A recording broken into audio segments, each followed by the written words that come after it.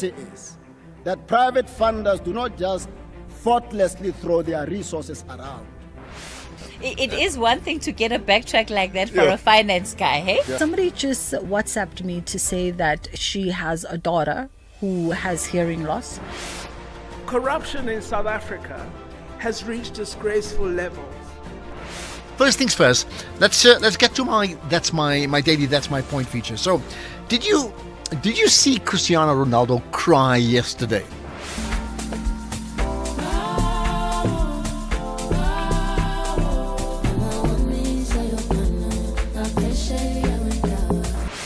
This is SAFM. This is SAFM. Just tell me about how this concert series fits in with what you are trying to do with these young people.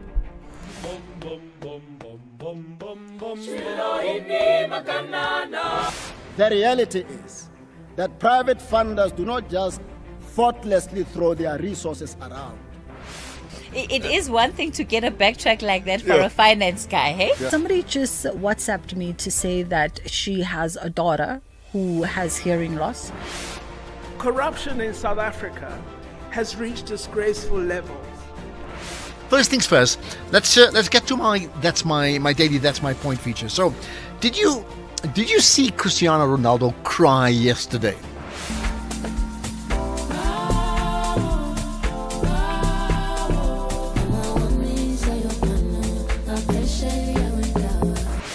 This is SAFM. This is SAFM. Just tell me about how this concert series fits in with what you are trying to do with these young people.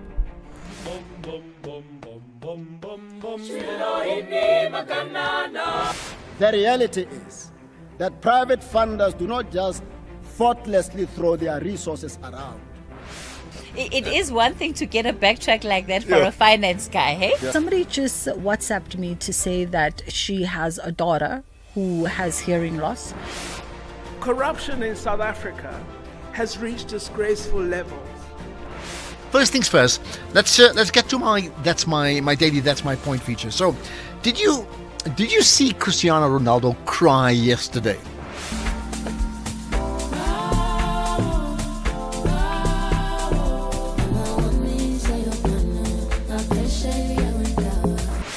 This is SAFM.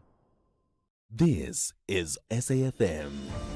Just tell me about how this concert series fits in with what you are trying to do with these young people.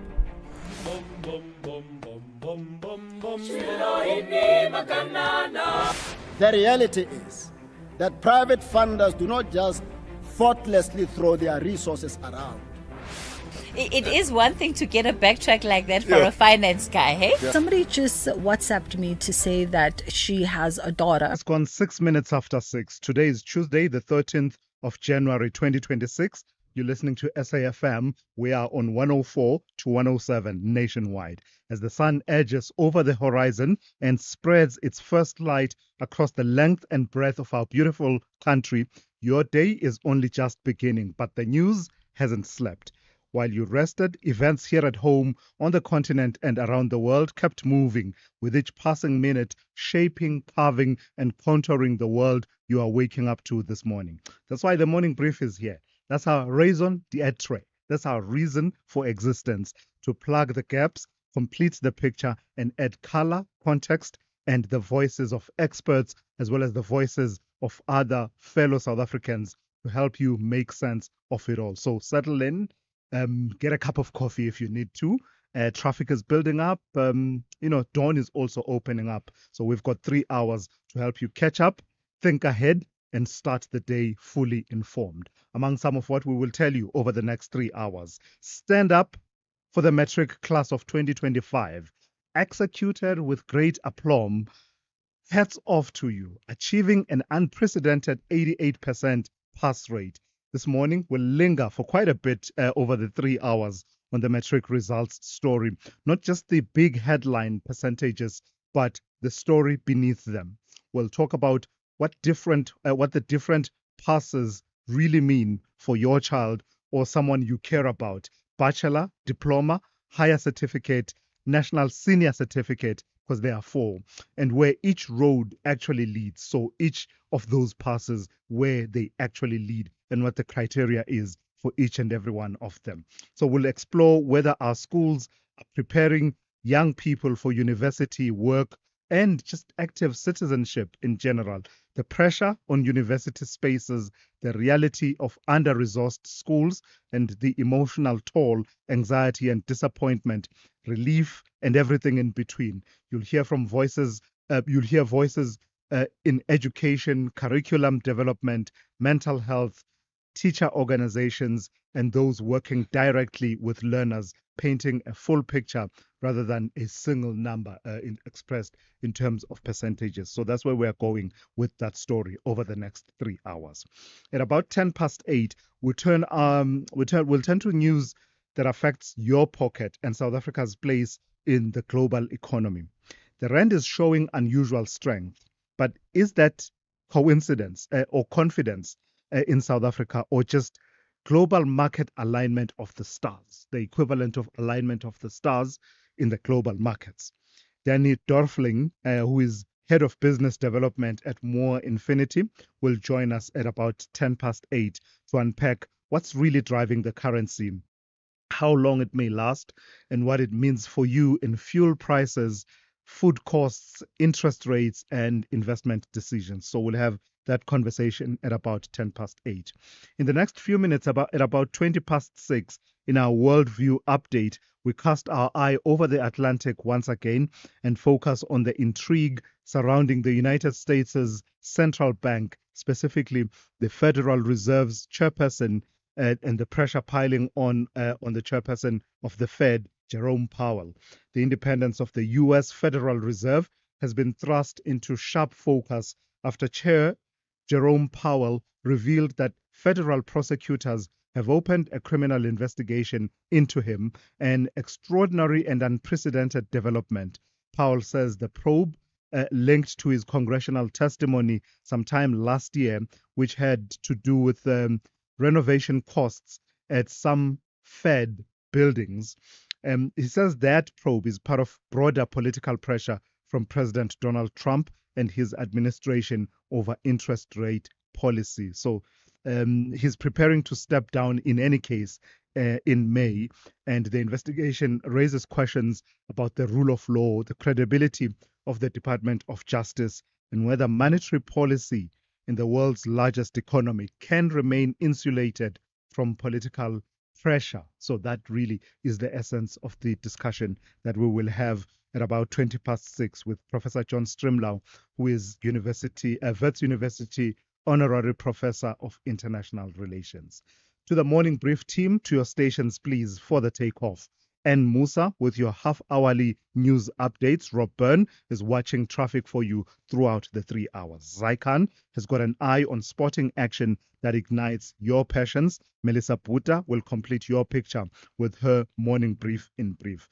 Dauleng Lechela is always right on the money, and she will keep you updated every hour with updates on business, economics, and the markets. And lastly, let me mention Sipho Mantula with the Africa Update, just taking you on a whistle-stop tour of the news that are of significance on the African continent in various regions, as well as the African diaspora. You and I can have and should have. I invite you to join in the conversation. Let's have the conversations that move us. The number to dial to be a part of these conversations, and you can raise the issues I've mentioned, any other issues that may come up during the show, or any other issues that may be on your mind. And you can do that by dialing 086 000 2032, 086 000 2032, or sending me a WhatsApp voice note or even a message to the number 0614 104 107, 061 410 4107. All right, this is the morning brief. Context, consequence, and conversation starting now.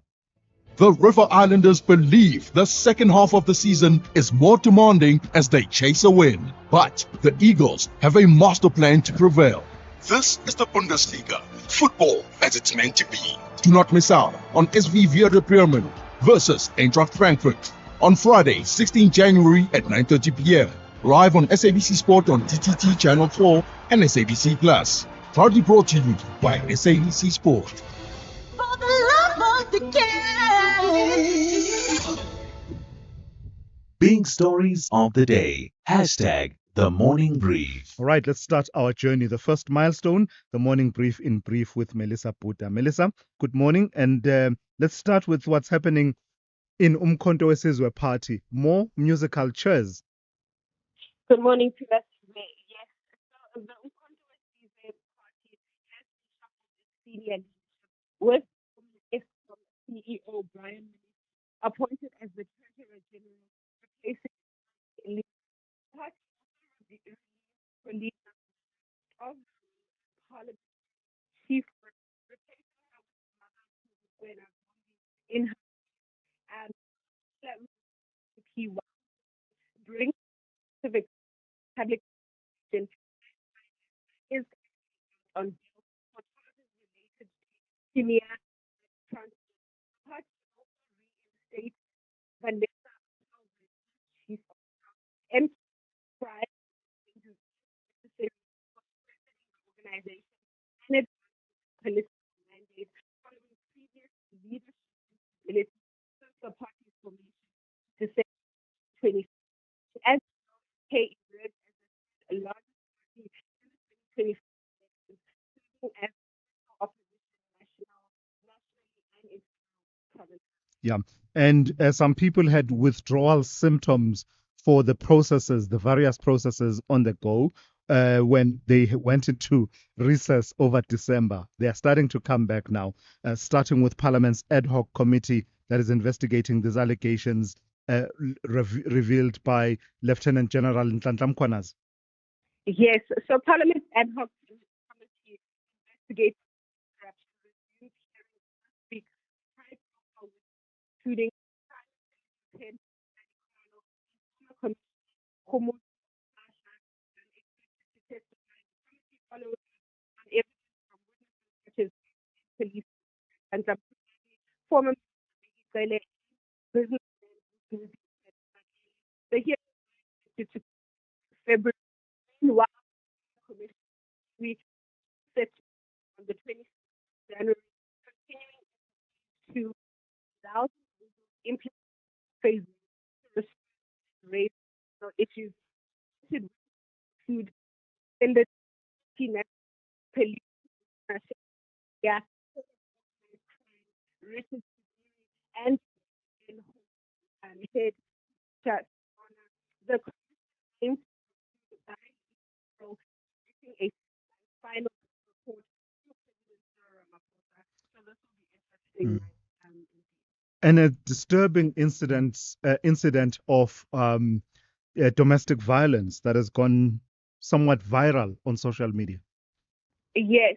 So KwaZulu-Natal police have arrested a 24-year-old man following widespread social media outrage after celebrity hairstylist accused him of domestic abuse. In 2021, said and allegedly during the assault, previously reported multiple cases without police. The suspect allegedly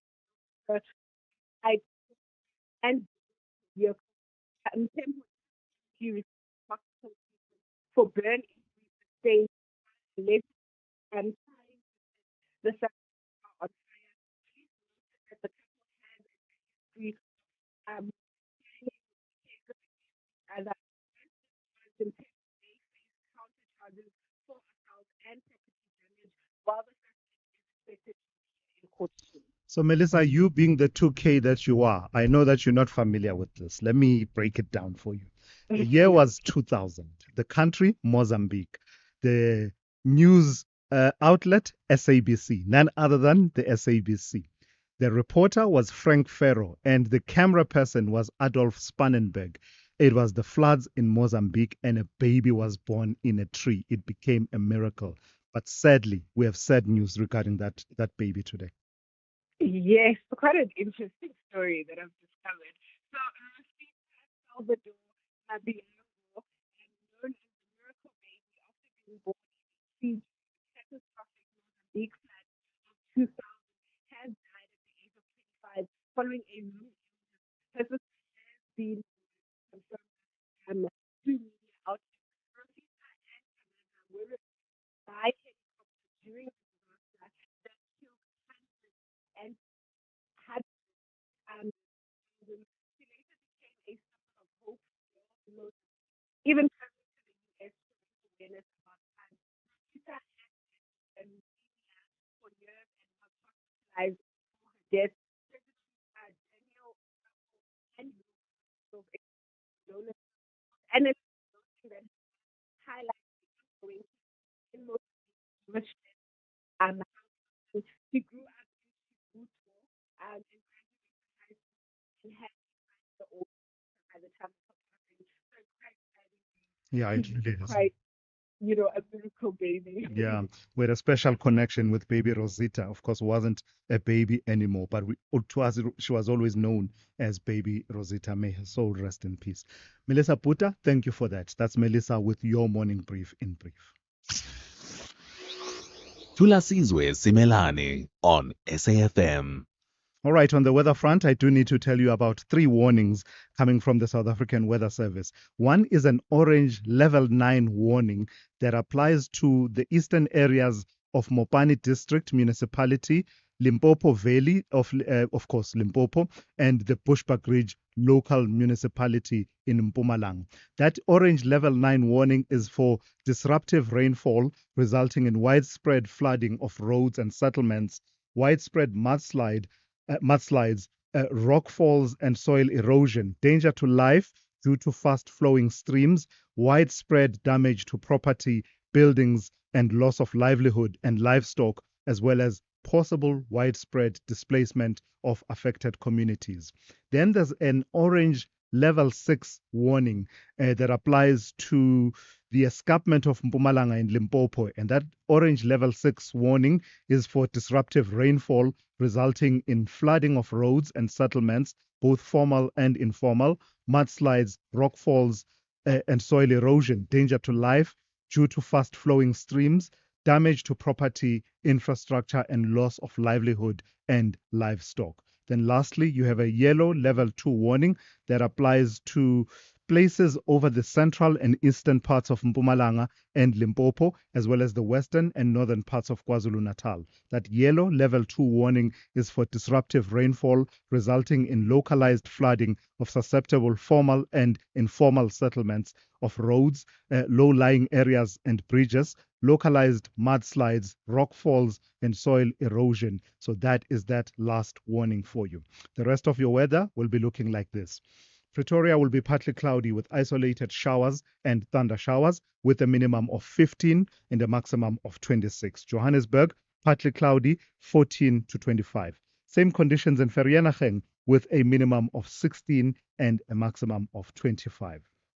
Mbombela will have morning fog patches, otherwise cloudy with widespread showers and thunder showers, 18 to 21. Polokwane, cloudy with widespread showers and thunder showers, 17 to 23. Mahikeng will be partly cloudy, 16 to 32. Bloemfontein, partly cloudy with isolated thunder showers, 18 to 34. Kimberley will be partly cloudy with isolated thunder showers, 21 to 37. Uppington will be fine, becoming partly cloudy, 24 to 40. Cape Town will be fine, 18 to 29. George, partly cloudy, 18 to 26. Gqeberha will have morning fog patches, otherwise partly cloudy, 20 to 28. East London will have morning fog patches, otherwise it will be partly cloudy, 22 to 27. Durban will be partly cloudy with isolated showers and thunder showers, 22 to 28. Richards Bay will be partly cloudy with isolated showers and rain, 22 to 33. And lastly, Pietermaritzburg will be partly cloudy with isolated showers and thunder showers, 18 to 30. Worldview Update, bringing you closer to international or global news. 22 minutes after 6. In fact, it's coming up to 23 minutes after 6. The independence of the U.S. Federal Reserve has been thrust into sharp focus after Chair Jerome Powell revealed that federal prosecutors have opened a criminal investigation into him, an extraordinary and unprecedented development. Powell says the probe, linked to his congressional testimony sometime last year on renovation costs at Fed buildings, is part of broader political pressure from President Donald Trump and his administration over interest rate policy.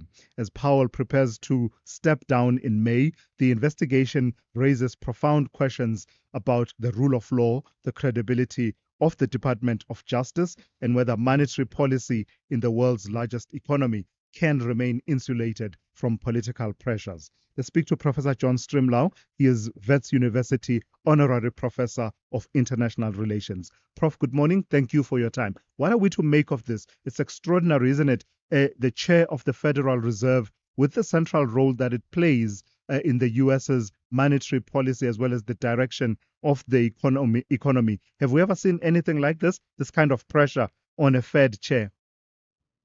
Good morning, Tula, and we gave a very good story of the situation.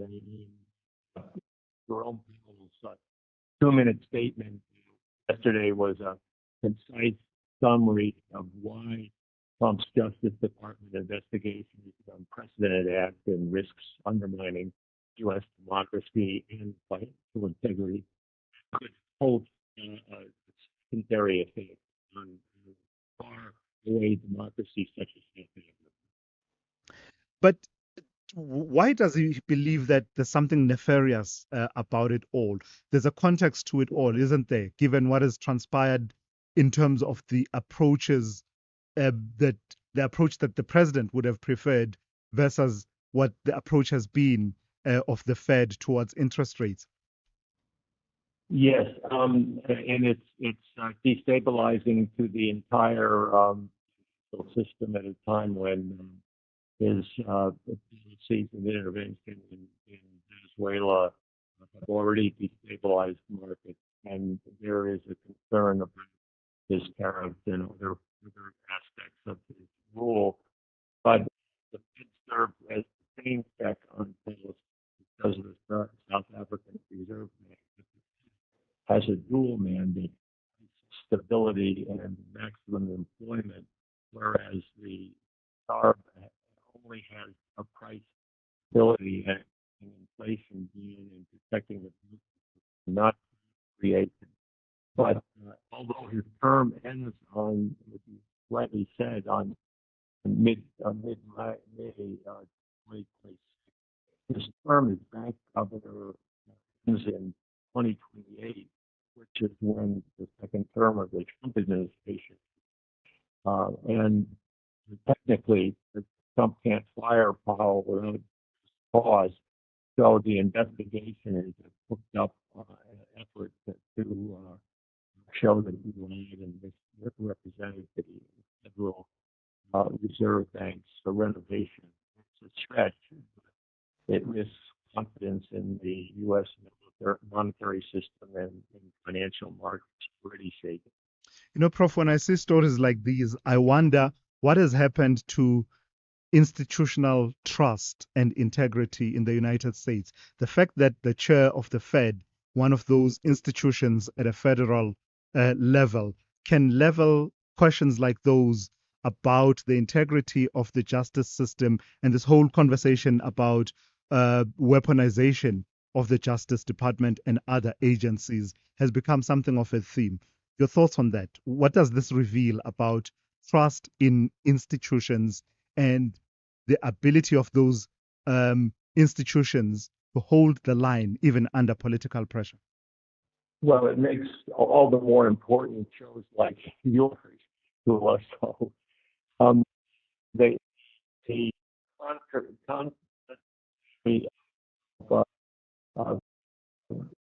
trust is social media and reckless way of dealing through extremes. and I know that there's been one case, and that there is a long process. But people have served in 4 administrations, Democrat and Republican, and he has gotten the trust of markets and of business community, and it's essential to capitalism, essential to democracy, and have major challenges here that are going to be complicated with the reckless that Trump is using his powers in the United States. All right, let's leave it there for this morning. Thank you for your time and for your insights. That's Professor John Strimlau, who is Wits University Honorary Professor of International Relations. This is SAFM Sport with Sai Khan. Very good morning to you. Let's kick off with CAF. They've launched an investigation into chaotic scenes marred the AFCON quarterfinals. The governing body confirmed probing incidents from Cameroon's clash with Morocco, as well as ugly scenes following Algeria's defeat to Nigeria in Marrakesh. The referee, Issa Say, had to be shielded by security from Algerian officials and was later viewed in the mixed zone, while media also caught on camera exchanging blows. CAF says all incidents have been referred to disciplinary board. Let's move on to Raja Casablanca coach Lou David explains how the Royal Moroccan Football Federation set out plans to revolutionize football in the country and restructuring its development plans to produce world-class players. Development is the key, and the federation has pumped a lot of money into clubs, into having technical directors in each club, and having the right budget to be able to facilitate and help these teams. And of course, we had one player at the Under-17 World Cup, and after the Under-17 World Cup, he came to train with us, and now already promoted to the first team. We've got 3 players now, 2 18-year-olds and 1 16-year-old that are now with us.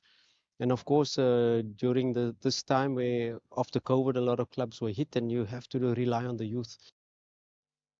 All right, let's go to the youth who are in action when it comes to the SA20 cricket. Victoria Capitals surging to the top of the SA20 standings after thumping the defending champions Semite Cape Town by 53 runs in Centurion. And finally, motorsport. South Africa celebrated a Dakar Rally milestone.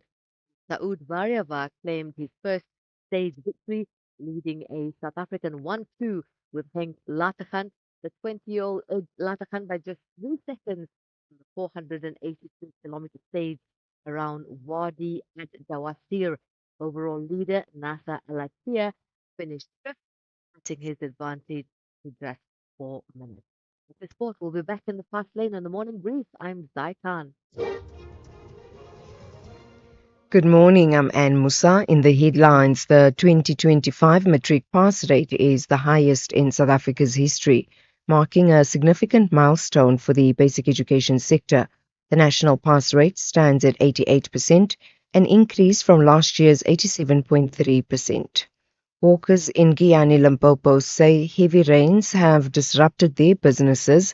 Several parts of the province have been experiencing heavy rains for the past few days. And further accounts of the violence in Iran are emerging despite an internet shutdown. One man who has contacted the BBC has described a desperate search for missing relatives in a pile of bodies. I'll have details on these and other stories at 7. SAFM, guiding you through the rush hour traffic. Just on that rain, already a mudslide yesterday on the mighty Mahuberskloof, the R71 between Zanin and Polokwane, and that additional rain that's still to come from today and onwards, likely to disrupt that mud further and possibly even cause some more. Also, the heavy rains closing roads through Mpumalanga, particularly around the Carino area, Carino through to Tekwani South. That road is closed due to a subsidence problem with the rains, likely to be a reasonably long-term closure, and it will disrupt traffic flows. Very busy route there, Kanyamanzani and Tekwani to to and from Mbombela. So just expect some heavy traffic on the alternatives around that. Durban, a vehicle on its side today near Clare Road Bridge and to southbound under pressure on your way down to Spaghetti Junction. There's a big backlog of traffic already back past Inanda Road into that one. Stationary truck just after the Shongweni has finally been cleared, so that'll just ease up that little backlog of trucks that was heading up towards Key Ridge and Cape Town this morning, and one inbound slow to Sable Road, and roadworks continuing on Jan van Riebeeck Drive as you make your way up from Elsie's into Parow, just by the junction with Epping Avenue. So there is a bit of a backlog already on that Jan van Riebeeck Drive going north. Rob Byrne, SAFM Traffic. The business update on SAFM. All right, the first update of the morning from Dowling Lechelan. Dowling, good morning. Let's start with, I feel like I've made it in life. Having, it feels like I'm now one of you guys, economics types, right? Now that I'm discussing Eli Lilly. Always heard you guys talk about Eli Lilly. Tell me about Yes. Eli Lilly and NVIDIA and their investment in this AI lab. Yeah, so NVIDIA and the drug maker Eli Lilly, known for its GLP-1 drugs like Mounjaro, have announced $1 billion plan to build a new artificial intelligence research center in California. Now, the project will run over 5 years and use NVIDIA's latest AI chips to help speed up the development of new medicines. Partnership brings together two companies with different strengths. NVIDIA will provide the computer chips and software used to process huge amounts of data, while Lilly is looking for faster ways to discover and test new drugs. Two firms are already working closely together. Just last year, Lilly said it was building a supercomputer using more than 1,000 of NVIDIA's current AI chips. Now, as drug companies increasingly turn to AI to cut costs and reduce development times, it also shows how tech could become central in the future of healthcare. Agirwena and Dowling, there are those companies and names that only you guys talk about. And when you want to dribble all of us, you drop those names, Tencent, and you'll be talking about Eli But Lilly. you know, I'm here to help. I never confuse. And we all nod, act like we know what you're talking about. Half the time we're like, what? Anyway, it seems everyone wants a piece of the AI pie. Tell me about Apple turning to Google's AI offerings. Mhm. So Apple and Google have announced a multi-year partnership that will see Apple use Google's Gemini technology to power its next generation of AI features, including the Siri voice assistant. Now, the move marks a major change for Apple, which has traditionally built core technologies in-house. Apple said it chose Google's AI after a review showed it offered the strongest foundation for its future plans. Deal brings together two longtime rivals. Apple and Google dominate the global smartphone market with their iOS and Android systems. But despite the competition, they already have close business relations with Google, Apple billions a year to remain default search engine on iPhone. Now, that deal is currently under scrutiny by US regulators. Back to the deal we're talking about, the one around Apple using Google's Gemini AI tools, analysts say partnership strengthens Google's position within the AI industry while helping Apple catch up with the delays to key features like the upgraded Siri platform. Apple says its own AI system will still run on devices with a focus on user privacy. All right, recap for us how we closed yesterday and how we are starting the day this morning. Starting on Wall Street, surprisingly, markets closed at record highs, brushing off President Trump's new pressure campaign on Fed Chair Jerome Powell. Interestingly, investors seem to be buying the dip spurred by the latest spat. The Nasdaq led the gains, up over a quarter of a percent overnight. Back at home, markets were also influenced by the criminal investigation against Powell. This boosted gold as there was a plea for safety top of the day. And then, of course, due to our miners, which in turn led to the market closing 1.7% higher. Rand also benefited from the precious metals rally as well as the softer dollar, sitting at 16.41 to the greenback this hour. Meanwhile, in commodities, oil prices sitting in 7-week highs at close to $63 a barrel.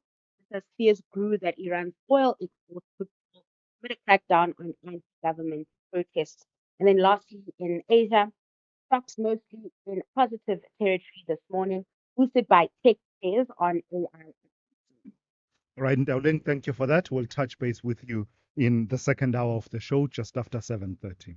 Africa Update on SAFM. Advocate Sipho Mantula. Raz, good morning to you. Let's start with the African Union. The calendar for the year, the agenda is being set at this early stage. It's all being rolled out at this particular point. Tell me about this session of the Permanent Representatives Committee. Refreshing morning, Thulas and Jumbo Africa to the listeners. Thulas, this is the committee that I call the briefers. They are the morning briefers of the Executive Council. So they started to meet yesterday till the end of this month. And the executive, these are your ministers of foreign affairs who meet for the 11th and the 12th. And then you have the extraordinary summit where you have heads of state. So we have the three layers. And there is not defined well preparation and for Africans. I mean, as the team, but embracing 2023. Thulas is an important one when you talk about water security and safe sanitation. Will be the 20. Also look at the report on the financing infrastructure of what we have humanitarian done, the free movement of and health will do. And finally, also Thulas, I think this is an important section where they have to look also at the implementation of agenda. How does it connect with member states? To the continental free trade, where are we? Peace, security, and governance. In all what I've said, once you don't get this pillar correct, we'll never have development and that will take this continent by 2060. So these are the issues that will be engaged to that. Yes, the briefers, the budget. Yeah. So, to news from elsewhere on the continent, in Uganda, to be specific, 2 days and counting before Uganda decides. Tell me about how they are turning to, I don't know, higher powers to, hopefully have a peaceful election. Absolutely, Thulas. As you know, you might have the code of conduct, you have messages of peace, calling for a peaceful election, Kampala in 48 hours. Beyond churches praying for the electoral commission, you will always say in the universities, you don't pray for leaders, you teach leaders. You don't have to pray for the electoral commission. We have to refresh them in terms of electoral management skills.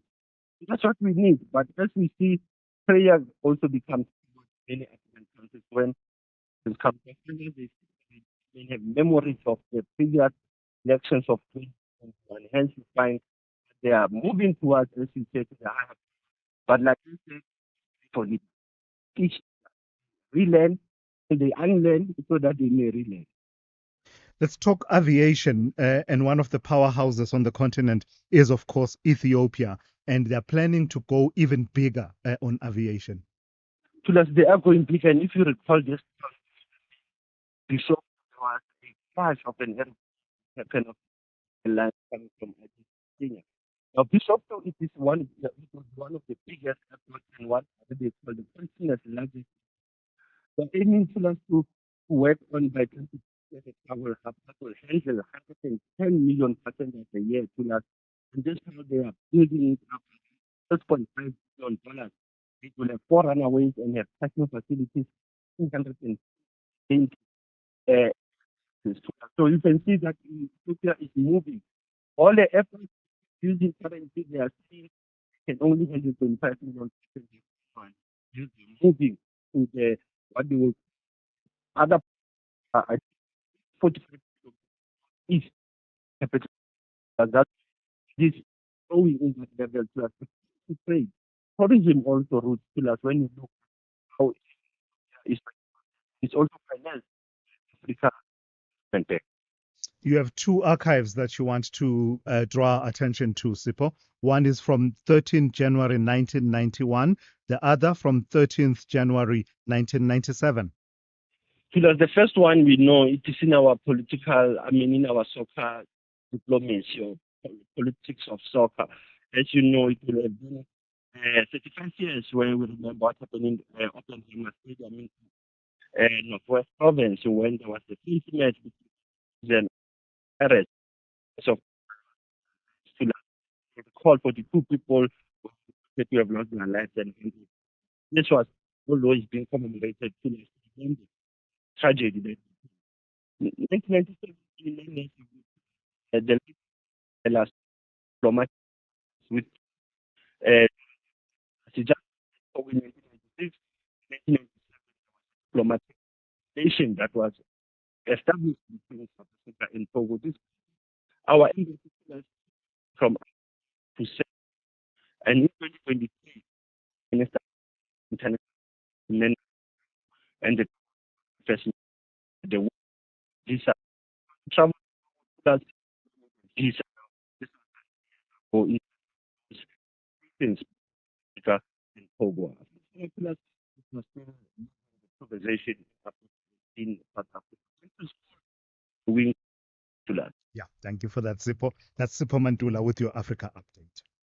The Lions of Teranga have a big plan to demonstrate that they are the 2021 champions. However, the Pharaohs want to emphasize that they are the 7-time record holders.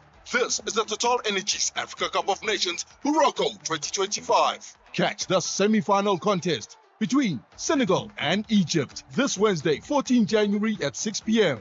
Live on SABC Plus, SABC2 and SABC Sport on DTT Channel 4.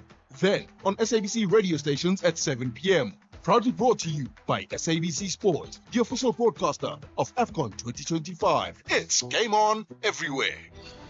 For the love of the game. As we celebrate 90 years of existence, SAFM takes you back to the voices that shaped a nation. Berea, the home of the 4 bespectacled Tisson brothers, all of whom work or have worked on the English service, particularly Audio Mix and Radio Today. Watch how the night proceeds towards dawn. And I need a lot of consoling when I started the early program. People couldn't believe that John O'Donnell and B. Reid were chosen for the early morning program, because if ever 2 announcers used to want to swap a morning shift for an afternoon shift, John and I would do it. 90 years of trusted voices. This is SAFM. You are listening to the Morning Brief with Thulasizwe Simelane. 15 minutes to 7. As the matric class of 2025 receive their results, the annual focus on pass rates once again places the country's education system under the spotlight, while the rising national pass rate, which now stands at 88% this year, signals progress. Education experts caution that these figures alone do not tell the full story. Understanding what different pass levels mean and interrogating whether learners are leaving school with the skills needed for further study, employment, and active citizenship is also essential. Speaking to Times Live, for example, UNISA academics Professor Gezani Baloyi and Professor Ailweyi Solomon Mawela, alongside other education leaders, have highlighted both the achievements and the deep structural challenges that continue to shape learning and teaching outcomes in the country. Let's bring in yet another voice, authoritative in the education space, Professor Jonathan Jansen, Professor of Education at Stellenbosch University. Good morning to you, Prof, and thank you for your time. So we say there are deeper conversations beyond the percentages and the pass rates. What are the conversations that are percolating in your mind this morning as you saw the pass rate at 88%, an unprecedented 88%? Yes, good morning, Thulasizwe. Look, first of all, to the very hardworking schools and children, teachers and children. I have to say, listening to the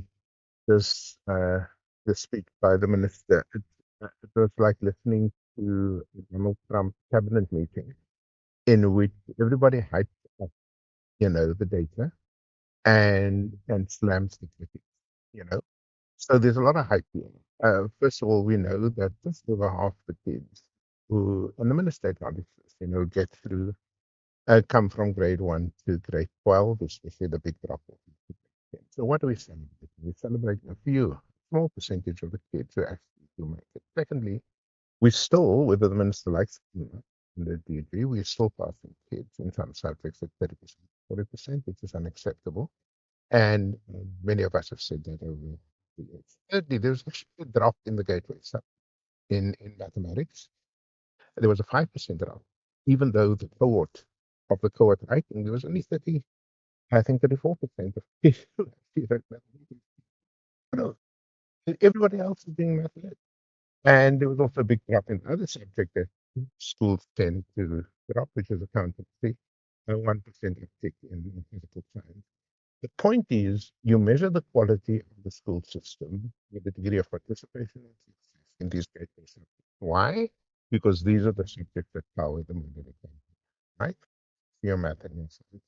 So I don't know what on earth we are doing. The question I've asked and will write about in the Times on Thursday is why? Why are we doing this? And then I want to say one other thing. Okay. I am delighted that the results recognize black students. But did you notice where all the black students are?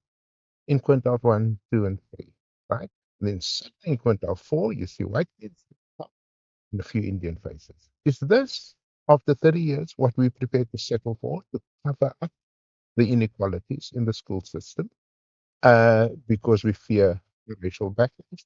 This is nonsense, man. There are enough smart, super smart black youth in South Africa who can perform and compete along with any other kid. So why are we celebrating lower quintile kids just of giving some complexity to the results? So you raise quite a lot of interesting points there, Prof. I want to pull at one. This whole idea of a 30% pass mark. The minister yesterday taking the opportunity to address it directly and saying, let's address that myth. There isn't a 30% pass mark. Why do you insist that there is, given the lengthy explanations that have come forth regarding that? For example, being told that it applies for the minimum requirements for the National Senior Certificate. And even there, the requirement is that you get 40% in your home language, 40% in another two subjects, and then the rest can be an average of 30%. Oh, that's nonsense. And she's lying and she knows it. Okay. First of all, it is correct. You must get 40% in a language, your home language, and a couple other subjects. But for the rest of it, you can get 30% pass in a subject. That's what I'm talking about. I'm talking about the overall pass calculation. And as long as students can pass 2 or 3 subjects in with 30%, it doesn't matter what else happens. For example, in the home language and so on. So, these are some facts and mirrors. People like myself have studied this all my life. And I can assure you that there is a 30% pass. So you just don't look at the department's own publication that came out yesterday, and you will see that they actually show all the subjects and measure the pass by 30%. Again, not all the subjects, but we all know that. Yes. Okay, we all know that home English is 50%. It is in which you can compensate for poor performance with a minimum 30%. That is a fact. I don't care how these politicians spin it. And we shouldn't be embarrassed about that because, within a few months of writing the matric, these kids come to universities like my own, and we will not take anything less than 50% pass in the deal. And it seems that's the point that is being made, that national senior certificate, that minimum pass, opens fewer pathways towards future study at a tertiary institution. Talk to me about the implications of the quality of the passes that are obtained. We are told, for example, that 345,000 learners achieved passes that allow them to study towards a bachelor's degree. Of course, there's the other categories, higher certificate and diploma passes. What are the implications going forward for each one of these categories? Well, the implications of that are even if you did pass with a bachelor's pass, that is not enough in most universities, in the top universities, to get into academia or to get into medicine or architecture. Right? You still have to pass well beyond the bachelor's to be able to get into those graduates. So simply saying a bachelor's is meaningless for university. But my point is a different one to this. You either believe in the talent of all our young people, and you don't say something as ridiculous as the minister said yesterday. Oh, it's only 30%. They are differently talented, and differently able. Are you kidding me? Was that what the struggle against apartheid was about? To justify institutionalized inequality that disproportionately affect, in fact, only affect uh, black working class and poor students, and saying, oh, they are different. Get out of here, man. All our children can achieve given the resources, given the space, given not overcrowded classrooms. But I am not prepared to settle for less because I've come through that path, maybe you too, where people kept telling us what we can't do. I refuse to accept the minimum standard for black students. All right. Pulling no punches this morning. Thank you for your time and your insights, Professor Jonathan Jansen, who is Professor of Education at Stellenbosch University. SAFM, guiding you through the rush hour traffic. Good morning. Quick update from the roads. If you're Durban bound, there's quite a heavy queue heading to Spaghetti Junction this morning. It's a vehicle that's flipped over onto its side just around the Clare Road Bridge area. So south of Mgena Road towards 4 Level, traffic backlog is pretty heavy all the way back through Inanda Road. Inanda Road seems to be struggling to get into the N2 with queues coming down from Newlands through that Parlock area. Higginson Highway worth an honourable mention. Heavy traffic out of Chatsworth this morning through Moberni, Havenside, all the way down to the N2 highway. Gauteng Highways, a crash scene on the Mike 1 North just after Corlett Drive. If you're on your way to Sandton, there are some delays there. And Cape Town jammed up reasonably heavy on the N7, Jake Skirvale Drive this morning on the run from Langa through Epping on your way to Goodwood. Heavy traffic all the way through that run up to at least Viking Way. With your traffic updates, I'm Rob Byrne. Whether it is a CCMA referral, problems with a mechanic, unfair blacklisting, or an uncontested divorce, Clientele Legal offers professional legal services to all South Africans. Our plans are affordable, and you receive up to 745,000 Rand worth of legal services per year. We cover civil, criminal, and labor-related matters. Our nationwide legal teams are standing by to support you 24 hours a day. Plus, all plans include a 5,000 Rand bail benefit. Join today. SMS SAFM to 32195. That's SAFM to 32195. Clientele General is an authorized FSP and licensed non-life insurer. T's and C's online. Standard rates apply. Hey, I'm Michelle Msalakai. If you are into nail-biting drama, then catch your girl on a brand new telenovela and a new era on SABC2. Thulasizwe Simelane is streaming live now on Facebook, YouTube, and X at SAFM Radio. 5 minutes to 7. The Independent Examination Board, that is the IEB, announcing a strong 98.31% overall pass rate for the 2025 National Senior Certificate Examinations, reaffirming the board's consistent academic performance. In Gauteng, the top performing IEB schools, such as Red Hill School and Saheti School, celebrated outstanding outcomes, including high distinction rates and exceptional individual achievements. Let's speak to Lebohang Monjane, who is Executive Director at Independent Schools Association of South Africa. Good morning, and thank you for your time. What do these results tell us about the value of and perhaps the sacrifice in many instances that parents make towards investing, where possible, in sending their children to IEB schools? Good morning, Thulasizwe. I think that really I want to congratulate all the students who have written matric, either through the state or through the IEB.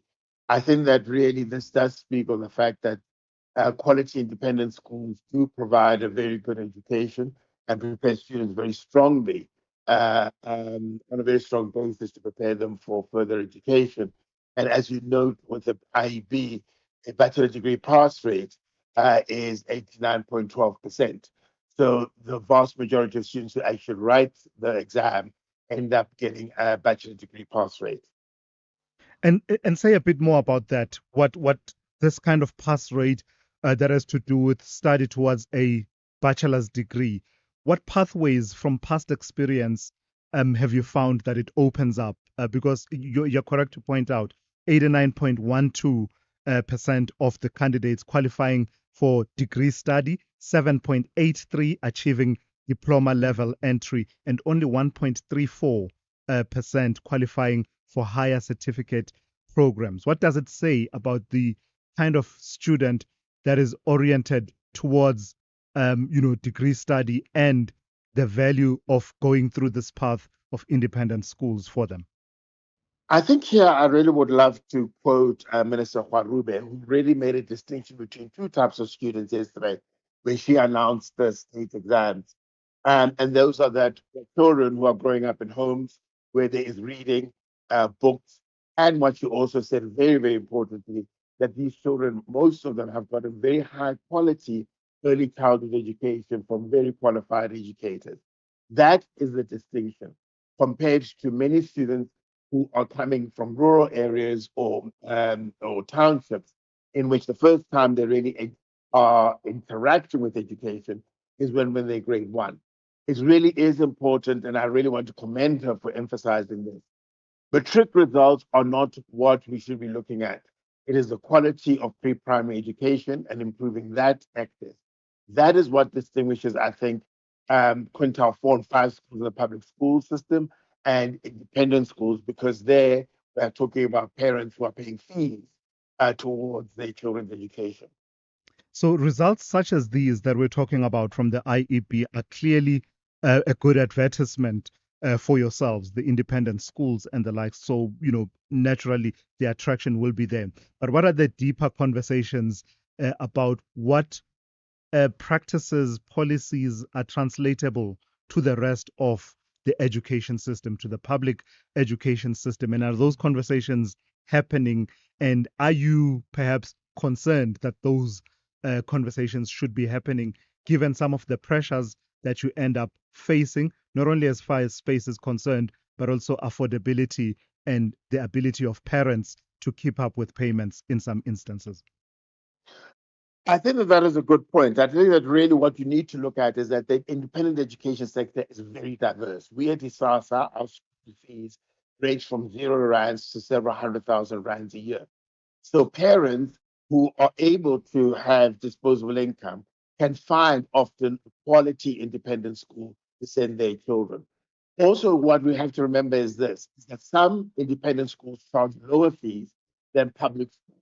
So the important thing is that don't think that because it's an independent school, therefore it is necessarily expensive. So really what we would really encourage parents to look for is quality education, either in the public or independent sector, but they have to be interested in supporting their children through education. What do I mean by that?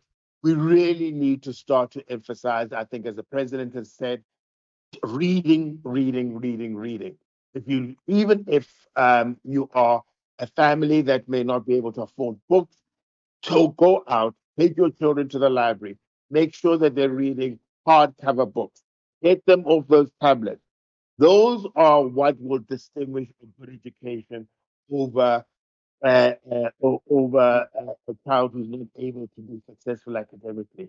Because that support and that emphasis on reading and basic skills that I would encourage parents to consider for their children. All right, I've got to thank you for your time this morning. Lebogang Monjane is Executive Director at the Independent Schools Association of South Africa. Let's go to Ann Musa, who is standing by with the latest news. Outsurance is in the business of saving you money on your car insurance premium. If they can't, ask for 500 Rand. SMS out to 30754. That's out to 30754.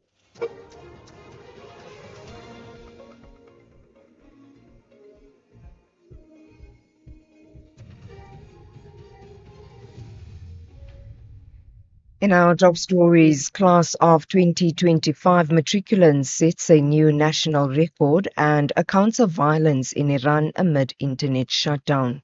Good morning.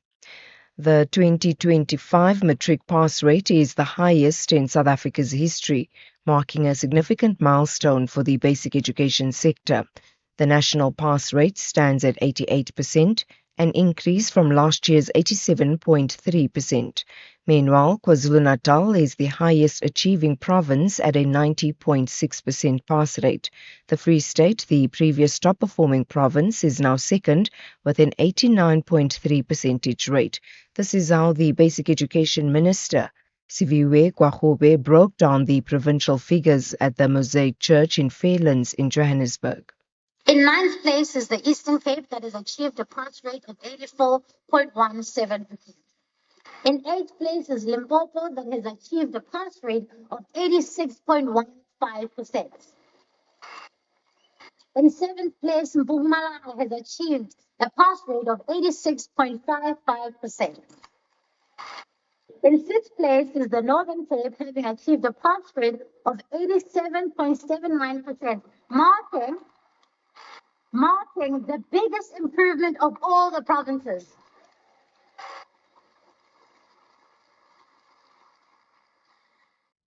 Meanwhile, KwaZulu-Natal Premier Tamin Tuli has applauded the province's matric class of 2025 for achieving the highest pass rate in the country.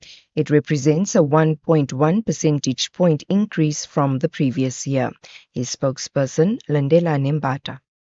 The Premier of KwaZulu-Natal, Honorable Thamsanqa Ntuli, commends the teachers for their dedication under demanding conditions, parents and guardians for their support, and learners for their perseverance and discipline throughout the academic year. The Premier further paid tribute to the KwaZulu-Natal Executive Council for its collective leadership and commitment to education, particularly its decision to provide financial support to the Department of Education during a period of fiscal pressure. This intervention was instrumental in stabilizing the system and ensuring that teaching and learning were not compromised. Hawkers in Giyani, Limpopo say heavy rains have disrupted their businesses. Several parts of the province have been experiencing heavy rains for the past few days. The South African Weather Service has issued a warning for severe floods in areas including Tanin, Giyani, Palabora and Thohoyandou. Authorities have advised residents to be cautious. These hawkers say the heavy rains have affected their ability to feed their families. We are unable to sell and make profit when it's raining because our stores get wet. It's a problem to us because this is our only hope to put food on the table for our families. This is the time that we also experience loss. The rain disrupts our business. We are just forcing because we don't have anything else to do. We just hope that it stops raining so that we are able to sell. A 24-year-old man has been arrested in connection with the alleged assault of his 31-year-old girlfriend in Umlazi, south of Durban. The suspect was arrested following public outcry after the woman took to social media to accuse police of inaction after opening a case. Police say the woman is currently in hospital. KwaZulu-Natal police spokesperson Robert Nechiunda reported that the suspect called the victim to his place to collect her belongings. Upon her arrival, the suspect allegedly assaulted the victim with a pipe and beat her with his teeth, whilst also assaulting her with his bare hands. The victim reportedly ran back to her vehicle, and the suspect followed her and examined the rear windscreen of the vehicle.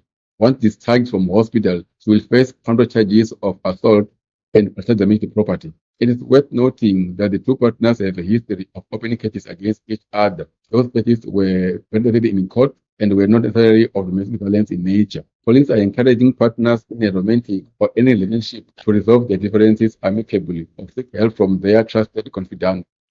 And finally, further accounts of the violence in Iran are emerging despite an internet shutdown. One man who has contacted the BBC has described a desperate search for missing relatives in a pile of bodies. Another says security forces have used machine guns against protesters. The news is horrifying, really horrifying. In cities like Sabzevar and Neyshabur, vehicles equipped with heavy machine guns were used, and people were massacred. Right now, as I record this message, I can hear the screams of a mother from nearby buildings. These days, when a mother screams, you know what it means. Recapping the top story, the 2025 matric pass rate is the highest in South Africa's history, marking a significant milestone for the basic education sector. The national pass rate stands at 88%, an increase from last year's 87.3%. For SAFM News, I am Anne Musa. Outsurance will go out of their way to try and save you money on your car insurance. If they can't, ask for 500 Rand. SMS out to 30754. That's out to 30754. 30-year-old Dineo knows all about saving on her car insurance with Outsurance. I'm saving 1,094 rands. That's an unbelievable 1,094 Rand monthly saving on Dineo's 2025 Kia Sonet. And she'll get an out bonus. If I'm claim free for 3 years, then I get an out bonus back. Ready to see how much money Outsurance could save you? SMS out to 30754. That's out to 30754. Licensed insurer in FSP. TCs and information online. It's a very good morning to you in your SFM Sport headlines. It is soccer. Bafana Bafana are casting the net abroad to players there that are based. The World Cup options are being weighed up. And we also bring you some news from cricket. It's plenty to talk about with the under-19 women's team making it 3 wins out of 3. All the details just before 7:30. SAFM, guiding you through the rush hour traffic. Good morning. Our top story in Durban with a vehicle flipping over on the N2 near the Clare Road Bridge. So between Umgeta and Spaghetti Junction, there's the scene of a crash and traffic heavy all the way back through Inanda Road. Inanda Road coming out of Newlands to join through Parlock onto that N2 south is quite heavy as well. The Higginson Highway badly backed up, leaving Chatsworth through Havenside. Mobeni on your way down towards the N2 Highway.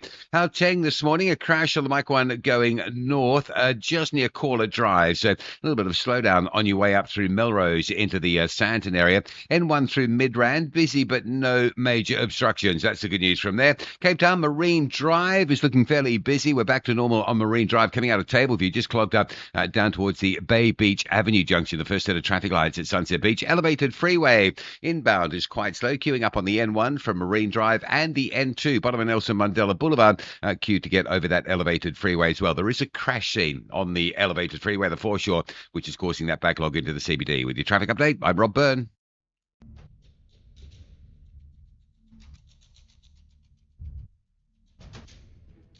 The Morning Brief with Thulasizwe Simelane. Weekdays, Monday to Friday, 6 to 9 a.m. The Morning Brief with Thulasizwe Simelane. Weekdays, Monday to Friday, 6 to 9 a.m. It is 9 minutes after 7. Welcome to it, the second hour of the morning brief here on SAFM 104 to 107. We will continue with the theme of education, in particular, the theme of matric results, as well as what the implications are going forward for those pupils who have passed and those who did not make the required requirements to obtain a pass at matric. What are the implications? What are the psychosocial implications, and how to deal with some of those? I want to do things slightly differently. Very quickly, just read through one or two of your messages that have already been coming through on this theme, because naturally we are invested in the future of our children as a country, and this is always a major talking point, and this morning is no different. So I'll read a few of your messages. Sibusiso Mpungo says, we are very grateful for the KZN matric results class of 2025. Of course, KZN being the top performing province in as far as the pass rate is concerned, with a pass rate of 90.6%. So Sibusiso Mpungo reflecting on this. And Sipo says, we're getting tired of Musi since his DA days of attacking matriculants and media assisting him in parroting his ignorance, Musi being Musi Maimane. Why don't you interview teachers, pupils, and principals? What has his PhD done to improve the results or jobs? So, alluding to perhaps comments made by Musi Maimane on another platform, because on this platform, we've not had a conversation with Musi Maimane. Felix in Midrand says, Professor Mary Metcalf, who herself has been in the field all her life, also disputes the 30% pass. Why this fundamentalist approach to an imperfect education system anyway? Maths, important as it is, shouldn't be the main measure of a student's gifts. That should span the spectrum of human existence, says Felix in Midrand. And lastly, this is an interesting one. It's slightly off the topic of matric results, but related in a way, given what happens going forward. This person says, I wish UNISA could deal with its poor online system so that students can quickly register. Some students can't register due to its poor online system. I wish UNISA could stop humiliating us, says that person. So it's got me thinking that perhaps it's worth visiting just the systems that are in place in terms of higher education and gaining access, and in particular, this issue around UNISA, because a colleague tells me that it is indeed quite difficult. It is a vexing task to try and get yourself registered on UNISA. So let's keep the conversation going. Call me on 086 000 2032, 086 000 2032, or you can send me a WhatsApp voice note or a message on 0614 104 107. Let's get into it. The second hour of the morning brief starts now. This festive season, the Department of Transport is appealing to all drivers, passengers and pedestrians. Obey the rules of the road and ensure your vehicle is roadworthy. In the past few days alone, over 2,500 vehicles stopped at roadblocks were found with worn-out tires. Tires in poor condition are extremely dangerous, especially at high speeds, where a blowout can cause fatal crashes. Drivers, please check your vehicles before you travel. Brought to you by the Department of Transport, moving South Africa forward. Hey, Chamzansi, I'm Matli Mohapelwa. Join me on the all-new telenovela Unraveling on SABC2, where a new era begins. The only talk radio morning breakfast show that makes sense. The Morning Brief with Thulasizwe Simelane. 13 minutes after 7. With the matric results now released, almost results. Okay. With the matric results now released, attention shifts to the next step: access to tertiary education or other opportunities. However, serious challenges remain, including limited university spaces and the intense pressure on learners to make the cut. We also this morning want to explore the mental readiness required for tertiary study, as well as the persistent educational gaps that often leave students underprepared, contributing to high failure rates and struggles during the first year of higher education. So let's do that then with Professor Ramodungwane Tabane, who is School Director at the School of Educational Studies at UNISA. Good morning to you, Prof. Thank you for your time. Just this transition period from matric, the euphoria, if you've made the cut and you've passed, the euphoria of having passed matric, and then the realization that the what next becomes your immediate question. Just talk to me a bit more about that. What does this moment symbolize and signify for most of the pupils who made up the class of 2025? Thank you, Thulasizwe, and thank you for having me. Yeah, you're quite correct. It is an exciting, euphoric moment. We all lived up to this ever since you started to take your kid from grade R throughout the years, supporting your child, and ultimately the penultimate is indeed the grade 12, where they are leaving the schooling system and now they are entering the higher education system or the job market or the trade system as it is. So it's all about gathering one's mind and one thought and one perspective of how am I going to go forward from here. Have I taken the correct school subject? Have I had enough guidance and counseling from the life orientation educator? If you are able to afford from a psychologist to say that what types of careers speaks to me and the careers that I have chosen and the field of study at a higher institution of learning in this instance. Do we emphasize enough within the 12 years of schooling that preparatory element of the education system, or do we then scramble after the results are out and there's intense pressure from parents, from society, expectations are high, and peers as well? When some of these young people see their peers, some of them who seem to have it all figured out. So do we do the necessary work throughout the 12 years, or do we leave it to the last minute? In a perfect world that unfortunately we are not living in yet, we don't, but we do try. One will think of all the programs that are there within the year. including take the girl child, take the boy child to work. All of those are elements of trying to tease out careers, different careers, and different fields of study. The emphasis of the gateway subject, as you indicated, and the economic subject, as you spoke earlier on. All of these are some of the measures that are there in the school. Hence, I indicated as well that the counseling that one received, that is a pity, to us that at some point, I think about 3-4 years, we had a talk about the uselessness of life orientation, and this is not correct. And we need to bring back the conversation to say, what is it that the life orientation that are supposed to assist the learners throughout the 12 years into identifying and knowing themselves into three aspects. Who are they? What are their interests? And what are their aptitudes? Because of all of those, life orientation educators are equipped to assist these learners so that they can tease out and till the soil for them to understand the careers, the subject, and the field that are going to study. Does part of the pressure come, Prof, mostly from us as parents, in that, I don't know, my sense, and it's anecdotal naturally, I've not done a study or anything like that. My sense is that today's younger generation, quite clear in terms of what it is that they want to do a lot of the times.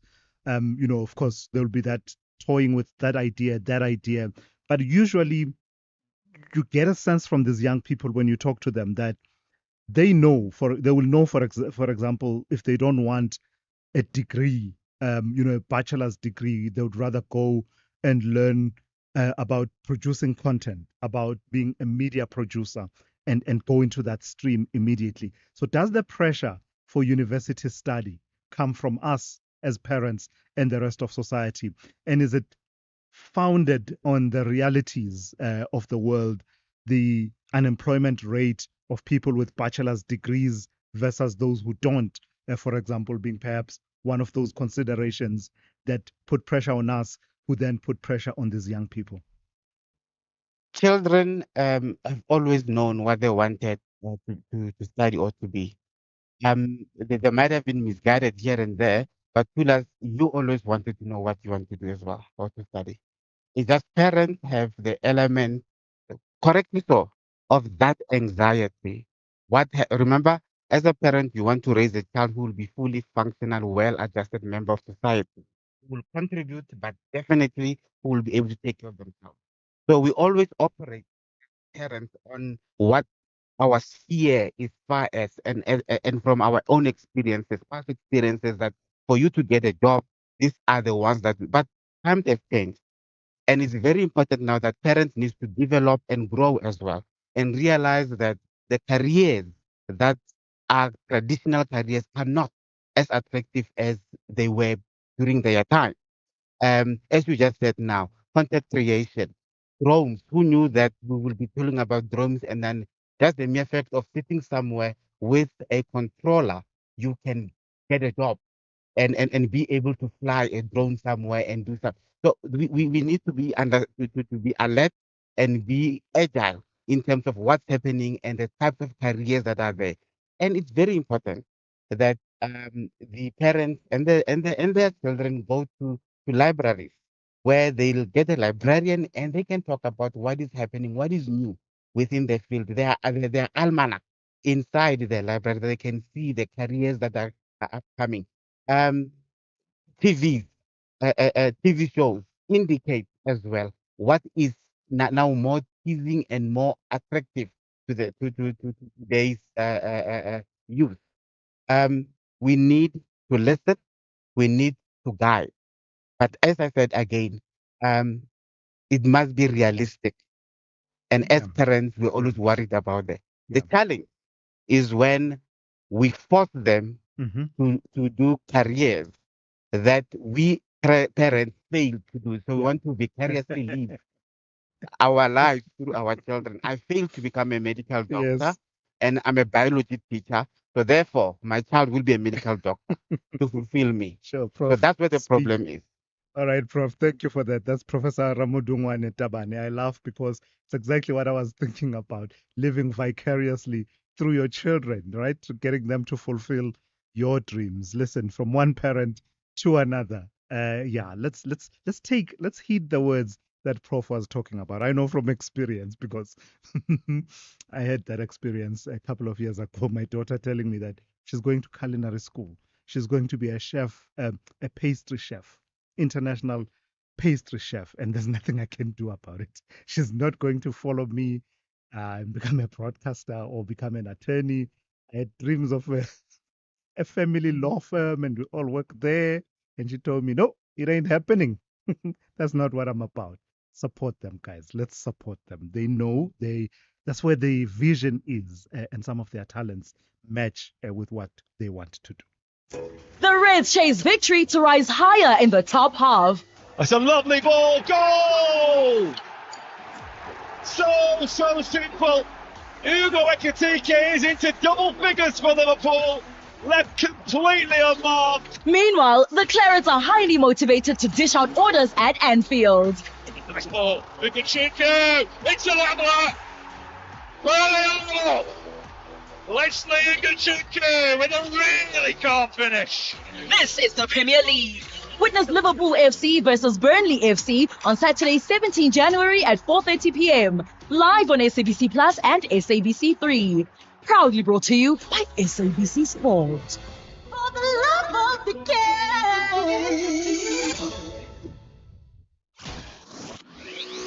Thulasizwe Simelane on SAFM. Yeah, I'm going to go to the conversation with Sam Bainon from Equal Education in a moment. Just one thought on that whole idea of trying to live vicariously through your children. I'm a good example of that. I was under a lot of pressure when I was in high school to become an engineer, and I wanted none of it.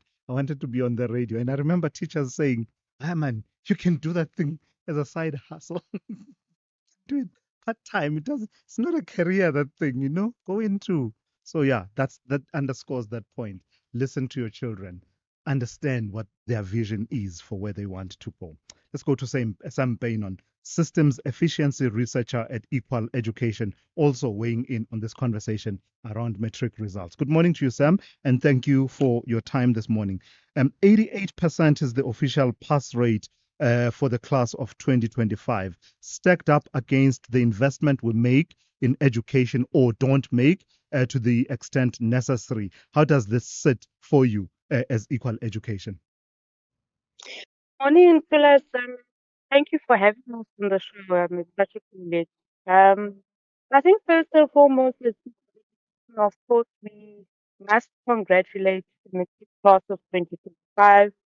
It's the largest cohort of candidates who have sat and written the NEC examinations. We commend the achievement of the 88% national pass rate. And I think we also welcome, and it's important to highlight the sustained growth and as far as the number of learners from no fee paying schools being bachelor courses in particular is concerned.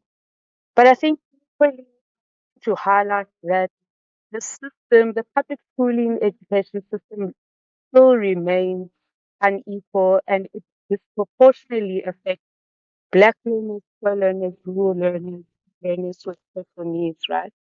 And I think this analysis comes from an understanding to say that for us to understand this pass rate more accurately, we can't consider it in isolation, right? We look at it at value level, suggest improvement over time. We think back to 1996, we achieved a 8% national traditional pass rate to this 88% in 2025. But I think when we examine it more closely and we take into account the hundreds of thousands of learners who in fact regretfully never make it to or lose in the system, and furthermore kind of analyze which learners our public education system is in fact failing, we get a better sense of the reality on the ground. Right? So in as far as the class of 2025 is concerned, obviously, we would have noted from the minister's input last night that it was a slightly improved percentage, 0.7 percentage, in as far as the national pass rate is concerned. The reality is that only 59% of learners who in fact started grade 2 10 years ago made it to matric. And then the question, what happened to the balance of those learners? When and how did we lose them in the system? And why is that the case? So when the minister talks Yeah. about a retention rate of 84% being extremely high, while acknowledging the drop-off rate between grades 10 and grade 12, what do you make of that narrative, her putting it in that way? So I think first of all, it is important to note focus around grades 10 to 12, right? I think in our own analysis, first of all, we're not looking at it from the perspective of the unit, but in two metrics. And secondly, the total number of learners that we lose in the system throughout their schooling career system, right? So the numbers don't lie. In 2017, we had around 2 million learners who were enrolled in grade 2. As you would have noted, yes, as per the announcement, only 606 odd thousand achieved for 2025, right? And and she speaks about it. She speaks about the importance of data and decision making being centered around research, right? And recent studies have shown SA experience significantly higher learner success rates in rural areas, in our towns, and it does not happen in grade 10, right?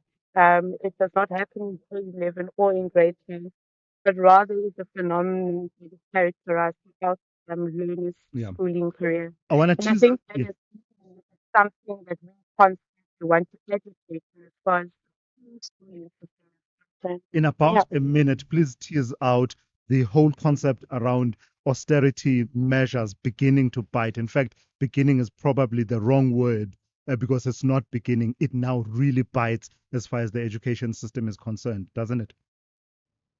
Yes, no, absolutely. Because you've given me a minute. It is, yeah, we see the impact of austerity. So, in simple terms, budget cuts to our education budgets across provinces. We see the impact of it in the daily lived experiences of learners. And I think in as far as higher education and training is concerned, for students of institutions of higher education and training, we have about, to put into context, 4,000 members in equal education. These are learners, and we are on the ground with them, and we see what it means for a budget cut at a particular school. And as I mentioned, it is disproportionate, so it affects our quintile 1 to 3 schools. It affects our learning in townships areas. We see it in the success of solid transport responses, the National School Nutrition Program, Yeah. infrastructure, crowding, and I mean the list is massive. Right. Sam, So that's how you analyze it. Yeah. Sam, thank you for that. That's Sam Bainon, who is systems welcome. efficiency researcher at Equal Education. I'll do that thing apologetically, do that thing that I usually do. And Musa, good morning to you. Were you meant to be a doctor and ended up in the news booth? How did you know that? You know, I planned. a Yeah, gut feeling, that was. Really, that was the path. That was the path. People Yeah. were steering you in that way, You know? and you decided to rebel. Yes, I said, no. The radio sounds interesting. All right, take it away, Owen. Well, a very good morning to you. I'm Anne Musan. The headlines education expert Professor Mary Metcalf says excitement over the 2025 matric pass rate is justified. She has attributed the 88% pass rate to a stable education system. The U.S. House of Representatives has approved a 3-year extension of the African Growth and Opportunity Act, and 3 people have died in a collision between 2 vehicles at Rita Mountain on the R521 outside Zanin in Limpopo. I'll have details on these and other stories at 8. SAFM, guiding you through the rush hour traffic. Good morning, Durban. Still struggling along that N2 southbound. It's a crash scene that happened earlier this morning near the Clare Road Bridge, so between Umgeta Road and Spaghetti Junction. Traffic coming down the highway into that sea, still badly backed up halfway between Inanda Road and Queen Nundy Drive. Northbound motorists on top of the roadworks look like they're having a bit of a look at that as well. So the northbound reasonably heavy queues. Also crash on the N2 northbound around the Isipingo Prospecton area. So coming in off Tweeny Hill up into Prospecton, there are some delays there. There's a bit of a backlog going south in that area as well, but northbound is a big delay. Joburg, coming into Joburg from Ekurhuleni, roadworks on the N17 between Boksburg and Wadeville. The Mike 1 through Melrose up to Sandton looking reasonably busy. There was an earlier crash there, but I have to say, yesterday was pretty busy. This morning, a little bit lighter generally across Gauteng region than we saw yesterday. Of course, maybe we're waiting for back to schools tomorrow. Cape Town collision, elevated freeway. That's the foreshore part of town. The M1 inbound to that is pretty heavy all the way back through to Goodwood Parow area, back towards M1 City. The Nelson Mandela Boulevard approach to the elevated freeways. You arrive from Hospital Ends quite bad, and behind all that, Marine Drive really struggling to get into the highway coming through from Pardon Island. And talking about Marine Drive, that option out of Tableview to Sunset Beach is heavy, and below Berg Road, exit down to Coopberg Road out of Tableview, slow go as well. Rob Byrne, SAFM Traffic. This is SAFM Sport with Zai Khan. Zai, let me guess your career path divergence from what your parents and other people wanted. Yeah, let's just say my career guidance person was off on the day I made my choice. But let's not abandon watching sport for Which this. path were you supposed to go? Oh my God, Tulas. You sound distressed. It's not a difficult question. I was meant to be a plastic surgeon. Wow, My look bank at balance right that. now. Hey. Yeah, no, I agree. I agree. Let's work on that thing. Anyway, but for now, let's work on the sports bulletin. Tell me about Yeah. Bafana looking to overseas-based players. Yeah, Bafana are also updating their CVs because apparently international experience now suddenly counts a lot more when you're applying for the World Cup. And that's where Coach Hugo Bruges is looking for talent, especially on the back of Bafana's early AFCON exit. Coach Bruges weighing up European as well as MLS-based options. It's like Smart in Austria, Bongo Kudla Songwane in the MLS, young defender Ime Ocon in Germany, amongst those being monitors as coach looks for versatility, match exposure. With the World Cup just months away, the coach is looking for form as well as international experience. Let's go to the Raja Casablanca coach now, Fadlu David, saying Royal Moroccan Football Federation has set a new benchmark on the continent, restructuring development from the group up, from compulsory technical directors at every top flight club to elite facilities as well as education and offering medical support. Morocco is building a system geared for sustained excellence, he says. Would have been a fantastic match, South Africa, Morocco, but the country is the expectation is high. I think anything less than the trophy, that's what they expect from the coach. That's what they expect from the team. Of course, it's they've got international stars. They've got top players playing for Real Madrid, playing for PSG, and they've assembled a top squad. So of course, having the top squad, being the host nation, everything is there for them to be able to pick up this AFCON trophy. More soccer, Mamelodi Sundowns, they've strengthened their squad, and that with the signing of the Bafana defender, Sulemani Ndamani from PS Galaxy, the highly rated 25-year-old, was part of South Africa's AFCON squad, but did not feature in Morocco. He will compete for a starting place alongside Kuhana Kupido, Malibonga Koza, Musa Lebusa, Duran Tutane, as well as Phoebe Mvala. Let's go to cricket, and it's Mita van Voorst who starred with the bat. South Africa's under-19 women sealed a 20-run win over Cricket South Africa's Youth 11 in Durban. Sport, we'll be back on the morning brief with more sport. Top of the hour, I'm Zai Khan. The business update on SAFM. Good morning to you, Ndauling. With you, it's quite easy to guess. You were meant to be... People thought you would be a school principal or university professor, and then you... Have you seen yourself? You're a teacher. Then you decided to rebel against the wishes of everyone and Yes. became what you've become now. Am I Mind right? you, a lot of people in my family are teachers, so You hey. see? I see it. Mm. Mm. Talk to me. Let's talk about South Africa's AGOA fate. Where do we stand Yes. with that? Now, the House of Representatives passed a legislation overnight to extend the African Growth and Opportunity Act 2028, approving the bill by a wide bipartisan margin. Now, the legislation faces another challenge as it goes through the Senate. Despite the strong support for renewal, the bill, of course, does not explicitly reference South Africa, leaving its continued participation in the program unclear. US trade officials had previously accused SA of maintaining tariff and regulatory barriers, the US trade representative labeling the country as a unique problem. Grains have already had consequences.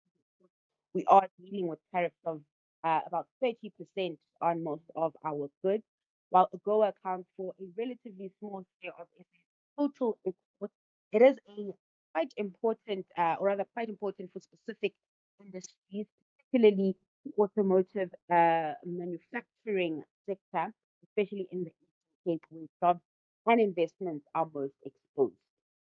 And then talk to me about Patrice Motsepe's companies and Yes. this allegation being leveled at them of using South African courts to delay this mining case in Tanzania.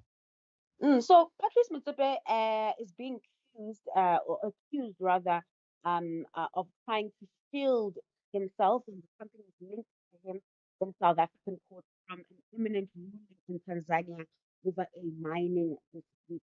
Now, the case was brought by Tanzanian firm Pula Graphite, which claims Motsepe and his companies breached confidentiality agreement signed in 2019. Pula says information shared during court was later used to invest in a rival graphite project in Tanzania. The Motsepe companies deny the allegations. In a MoneyWeb article, Pula argues that recent legal moves in the country, including an urgent application brought without notice, are delaying tactics. This comes as the Tanzanian High Court is expected to rule soon after finding that Motsepe and some related companies failed to appear in earlier proceedings. Now, the dispute has dragged on for more than 2 years now and has become a battle over jurisdiction, process, and transparency, further raising questions about whether powerful interests are being treated differently by courts. If he's worried about it, he's not showing it. He's enjoying attending every Living single his best match life. at the AFCON in Morocco. Lastly, let's go to the markets. Where do we stand at this hour? Kicking things off in stocks, mostly in the green. We are seeing Japanese markets, the Nikkei in particular, turning into the green. Yesterday, those markets closed, so the Nikkei really can catch up. The positivity boosted by tech shares on the back of AI optimism. Then moving over to the US stateside, futures are in the red. There's some volatility at play as investors await US inflation print out later today. And coming back home, the JSE closing yesterday in green with the water up 1.3%. This was mainly fueled by the precious metals rally, which pushed the Resi 10 up over 5%. That also boosting units with the rand trading at 16.40 to the dollar. And then over in commodities, oil prices are sitting near 7-week highs at close to $63 a barrel. And this comes as fears grew that Iran's oil exports could fall amid crackdown on anti-government protests. All right, Dowling, thank you for that. We'll talk to you one more time just after 8:30, in which update, of course, and Dowling will give you a sense of where we are going in the markets for the rest of the day.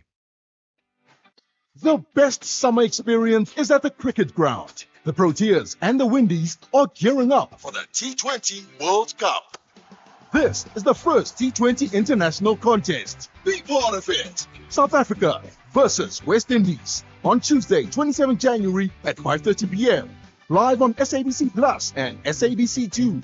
with reports from SABC radio stations.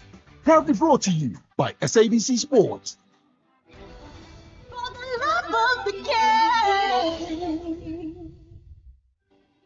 Whether it is a CCMA referral, problems with a mechanic, unfair blacklisting, or an uncontested divorce, Clientele Legal offers professional legal services to all South Africans. Our plans are affordable, and you receive up to 745,000 Rand worth of legal services per year. We cover civil, criminal, and labor-related matters.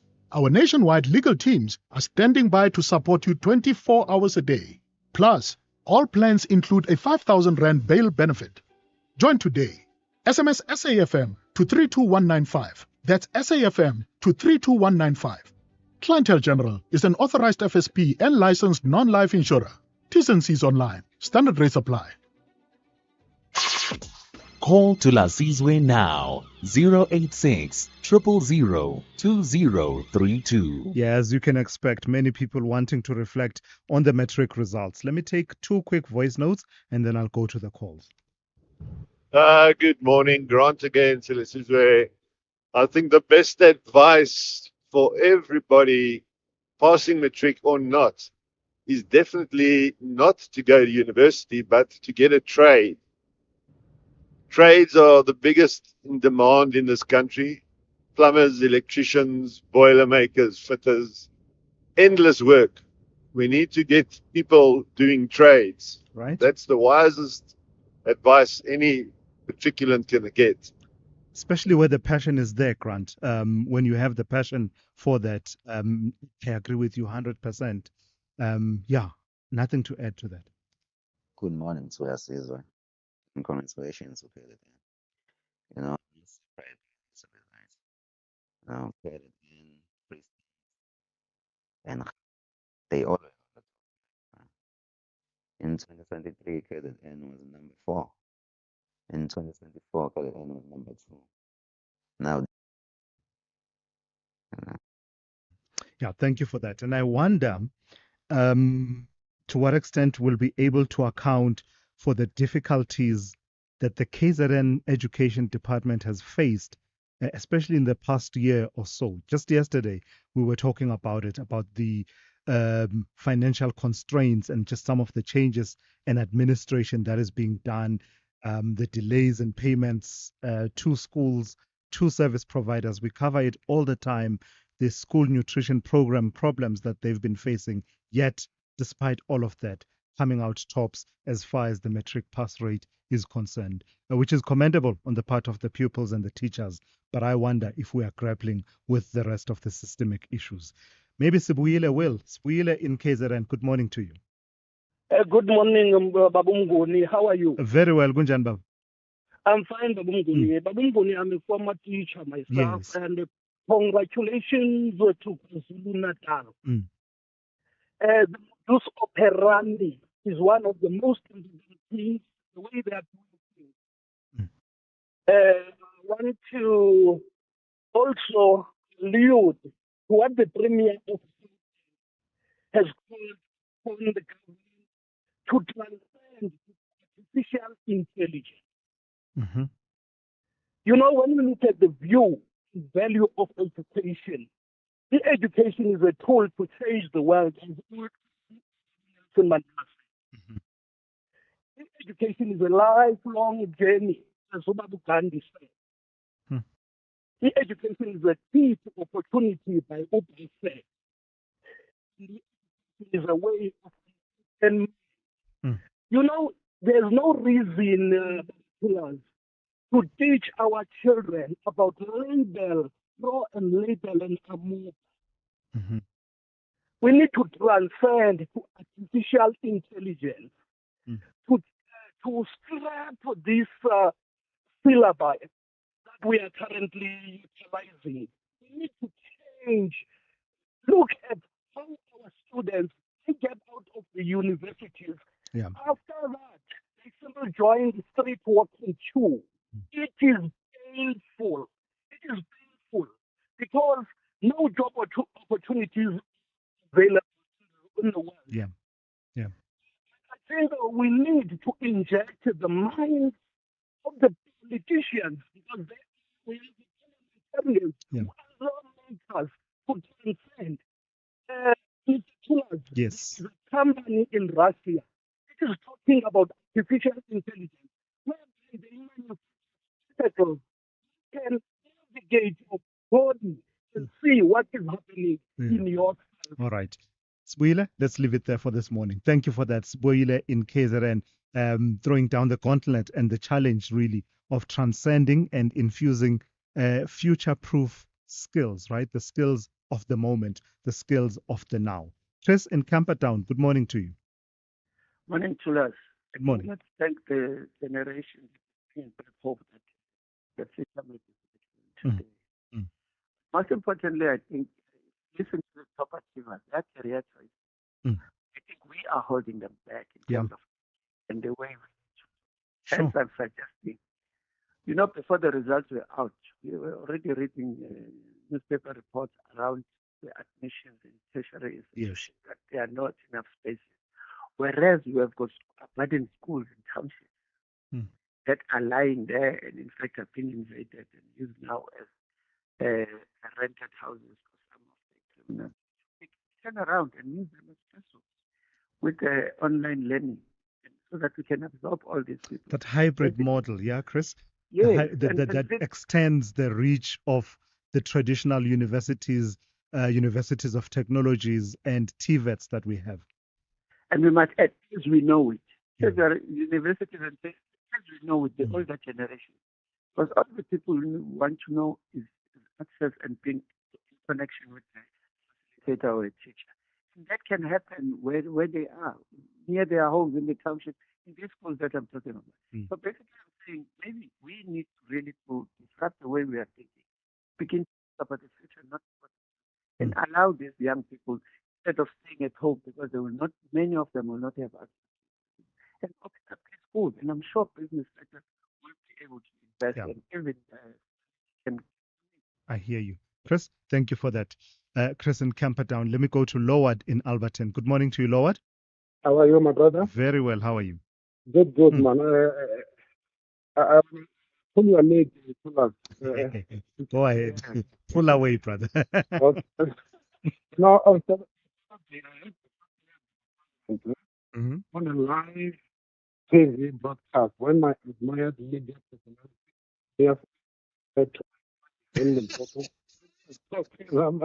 Trust you, Lord, to have noticed that. Shh. We don't talk about that. Let's talk about matriculants. Okay, my brother. No, let me jump into the bandwagon of what congratulations.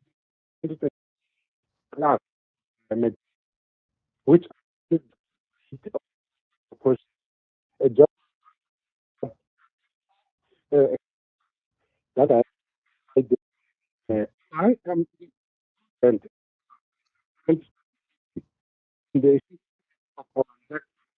I'm currently Dr.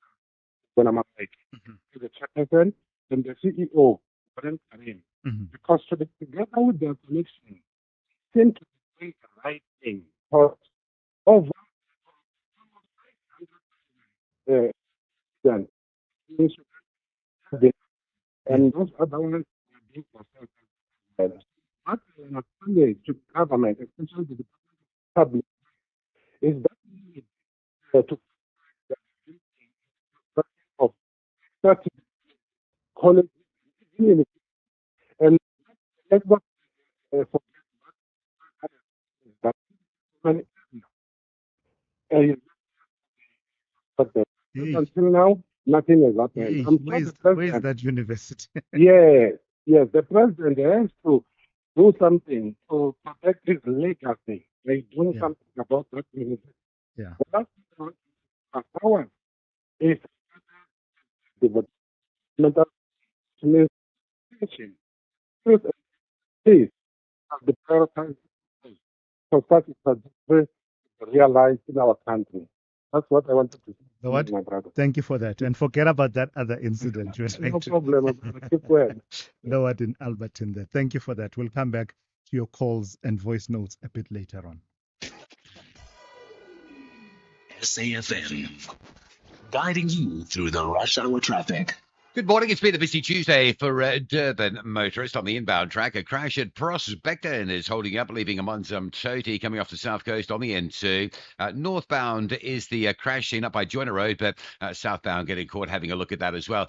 The earlier crash on the N2 south between Umgera Road and Spaghetti Junction has finally been cleared. Vehicle overturning there. It's a little bit sluggish as the backlog just moves through, but the obstruction is out of the way. And there's a crash on the N3 going up to Pietermaritzburg between Ashburton and Market Road, so backlogging traffic into that scene as well. Joburg, nowhere near, well, Gauteng as a whole, in fact, nowhere near as busy in terms of the volumes that we saw yesterday. Yesterday was a sort of great push back into the new year, back to the office, but this morning it has calmed down somewhat. Probably pick up again tomorrow as schools go back, but it's not a bad run through the traffic. There is a little bit of an issue on the M1 North, a crash before Ravonia, so coming through from four ways, it's fairly heavy, and the Mike 1 through Melrose up towards Grayston remains slow as well. Cape Town, a crash on the elevated freeway. This is the foreshore section in front of the city centre. So the N1 into town pretty slow this morning from sort of N1 City, Sable, sort of Century City and Canal Walk areas. So those areas inbound on the N1 is quite slow. And behind that, Marine Drive is quite badly backed up, coming through Pardon Island to get into the N1. And then just out of Tableview, busy this morning, Marine Drive, clogged down to Sunset Beach, Blowberg Road, under pressure to Kuberg Road. And there's a bit of congestion around Malabongwe Drive at the Potsdam and N7 interchange up by Dunoon. Rob Byrne, SAFM Traffic. Three-time champions, the Super Eagles, mean business while searching for their fourth title. But the Atlas Lions are confident red and green will dominate green and white. This is the Total Energies Africa Cup of Nations Morocco 2025. Witness the semi-final meeting between Nigeria and Morocco this Wednesday, 14 January at 9:30 p.m. live on SABC Plus, SABC 2 and SABC Sport on DTT Channel 4. Then on SABC radio stations at 10 p.m. Proudly brought to you by SABC Sport, the official broadcaster of AFCON 2025. It's game on everywhere. For the love of the game.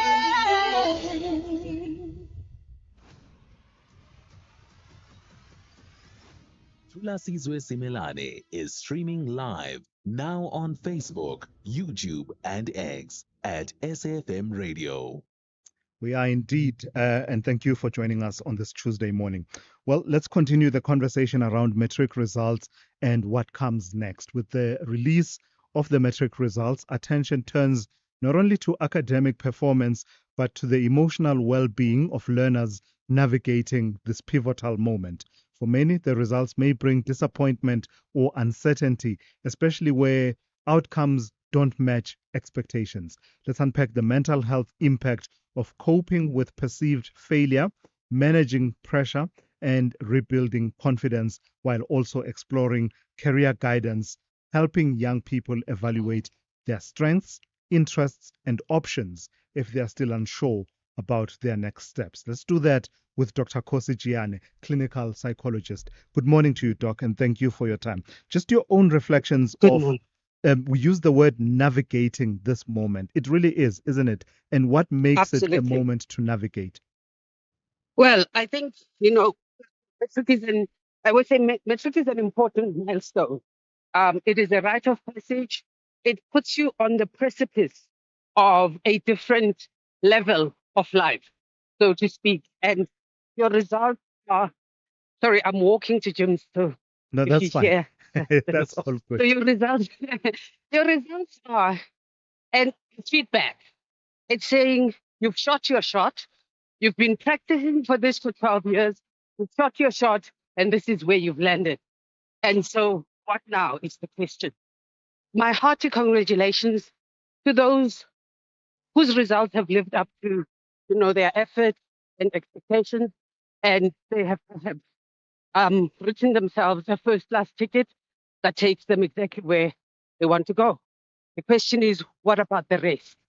The principle for me is, what matters is the destination that you want to get to. And in any destination, there are options for how you get there. You can fly there to Durban. It'll take you 45 minutes. You can take a train. You can take a bus. You can take a taxi. You can take a bicycle. You can even walk. Those are options. It is which one do you want to choose? And what are your circumstances? What do they enable you There's always, even though it's an important result, there's nothing that can be salvaged or worked around. As long as you have the determination. And now your results have given you an indication of where you stand. I think it becomes an important thing how you bounce back and bounce forward from there, because it's all possible. And one of the options is to really just pause and not make rash decisions, pause from the emotion. And it's important to feel perhaps the disappointment, because that says you care. It matters. The worst is when people become apathetic about their results. Yeah. And it becomes a so what. But with disappointment, we can work with that. Because somebody is present, they are invested, it matters to them. And it is to get through the emotion and arrive at a level-headed conversation. And this is a time when children should not be left to themselves to make decisions, because in all likelihood, they will make emotional decisions. So somebody needs to have higher ground perspective and sobriety and balance. And it becomes to say, let's evaluate. And I was saying last week, these are conversations that need to be ongoing and not wait until the day of the announcement. Do So we do enough these need of to be that? ongoing. Do we do enough of that? The conversations that say, as important as this milestone is, and this exam is, it is not terminal. There Absolutely. are other pathways. Yes, Do we there are emphasize ways that to work enough? around it. I think we should, and I hope we do. And I hope that, even as you don't want to say, oh, it's okay, take it easy, doesn't matter, you can always work around it. That's not the message we want to drive. But we also want to say, of course, that it's not cast in stone. There are options. There are ways to still get to the same destination. It just means it's not going to be a straight road. You may need to make detours. You may need to take a step back in order to stay. And that's not failing. That's reevaluating and saying, what is this telling me? Telling me that I have not put enough effort. And therefore, how do I become much more deliberate about how I approach my metric now? And lastly, talk to you the can road. rewrite, you Yeah. can improve your results. Even if you've passed, it may not be the mark that you need Yes. to get into a particular field. Take the time. Take the time. You're only 18 or thereabout. Life is a long journey. There's no rush. Very quickly, talk to the role that you envisage for parents. You're saying that this is the time for someone to be involved in how these young people are thinking about this moment. Yes, this is the time to, to move closer to your child. And it's not a time to beat them down. It's a time to sit with them and, okay, how are you feeling about this? Because it's important that they do feel something. And you don't want them to numb out or tap out. And you want to comfort them. You want to encourage them. You want to say to them, let's get through the emotions, take a deep breath, and then evaluate how we're going to move forward in a different way. Yeah. And if you don't have the skills to do that, where can you find the resources that can give you insightful, information and guidance for how you can move forward? All right. Thank you for that, Dr. Kosijiane, a clinical psychologist, on one of her brisk walks in the morning and making her way to the gym. You can tell she's really fit. There's no panting in that walk. She's able to carry a conversation at the same time. Anyway, enough about that. And Musa on standby with the latest news. Outsurance is in the business of saving you money on your car insurance premium. If they can't, ask for 500 Rand. SMS out to 30754. That's out to 30754.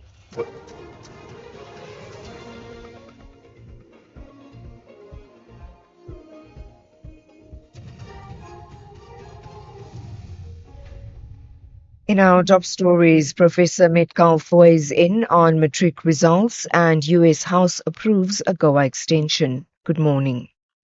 Education expert Professor Mary Metcalf says excitement over the 2025 matric pass rate is justified.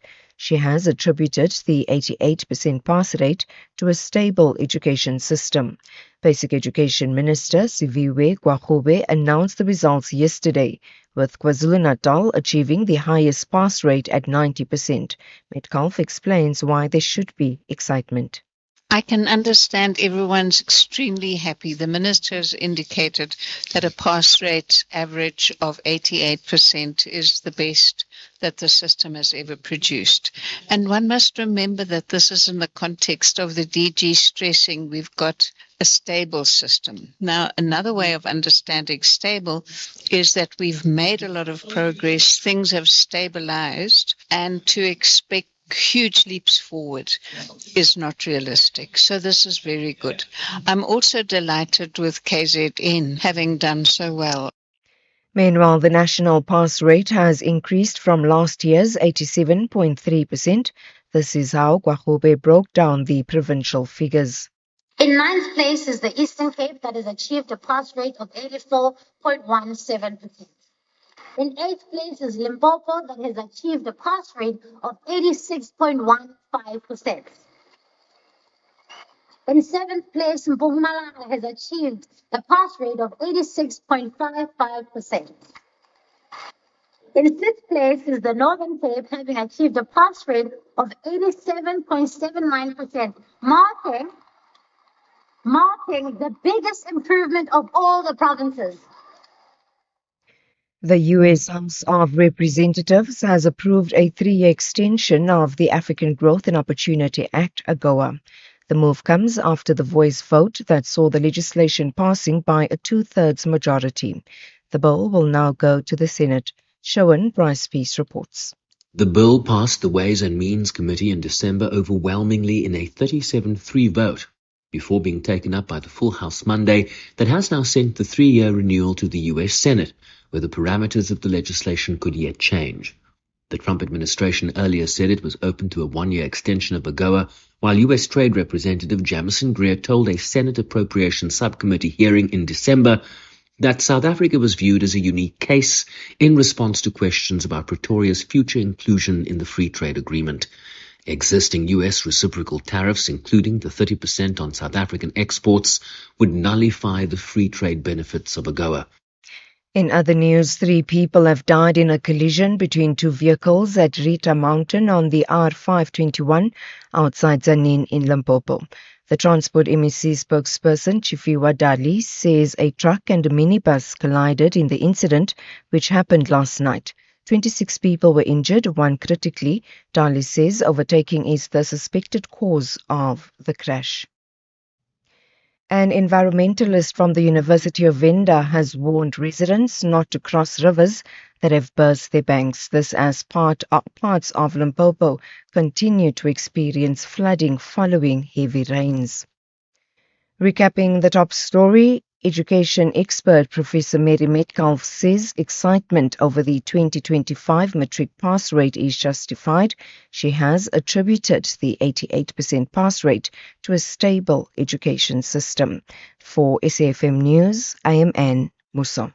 Outsurance will go out of their way to try and save you money on your car insurance. If they can't, ask for 500 Rand. SMS out to 30754. That's out to 30754. Outsurance is saving 27-year-old Liam big bucks on his car insurance. Saving so much every month, around 640 Rand. That's an awesome 640 Rand saving on Liam's 2020 Ford Ranger.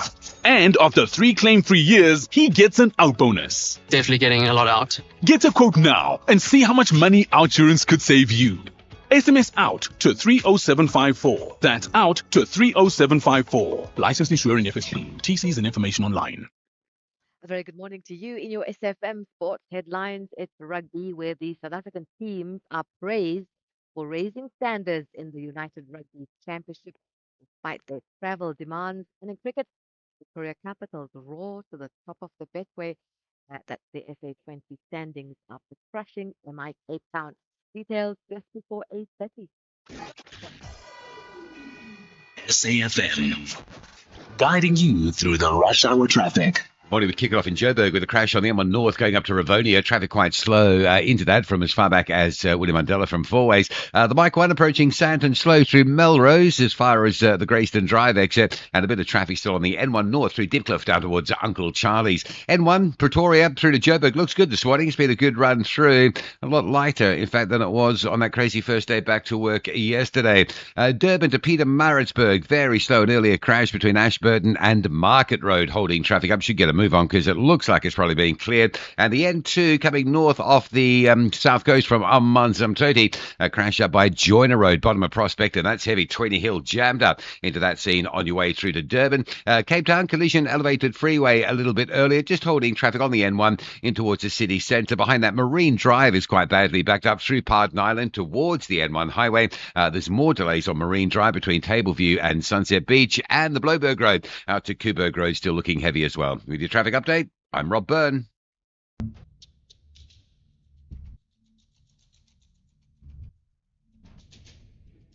The Morning Brief with Thulasizwe Simelane. Weekdays, Monday to Friday, 6 to 9 a.m.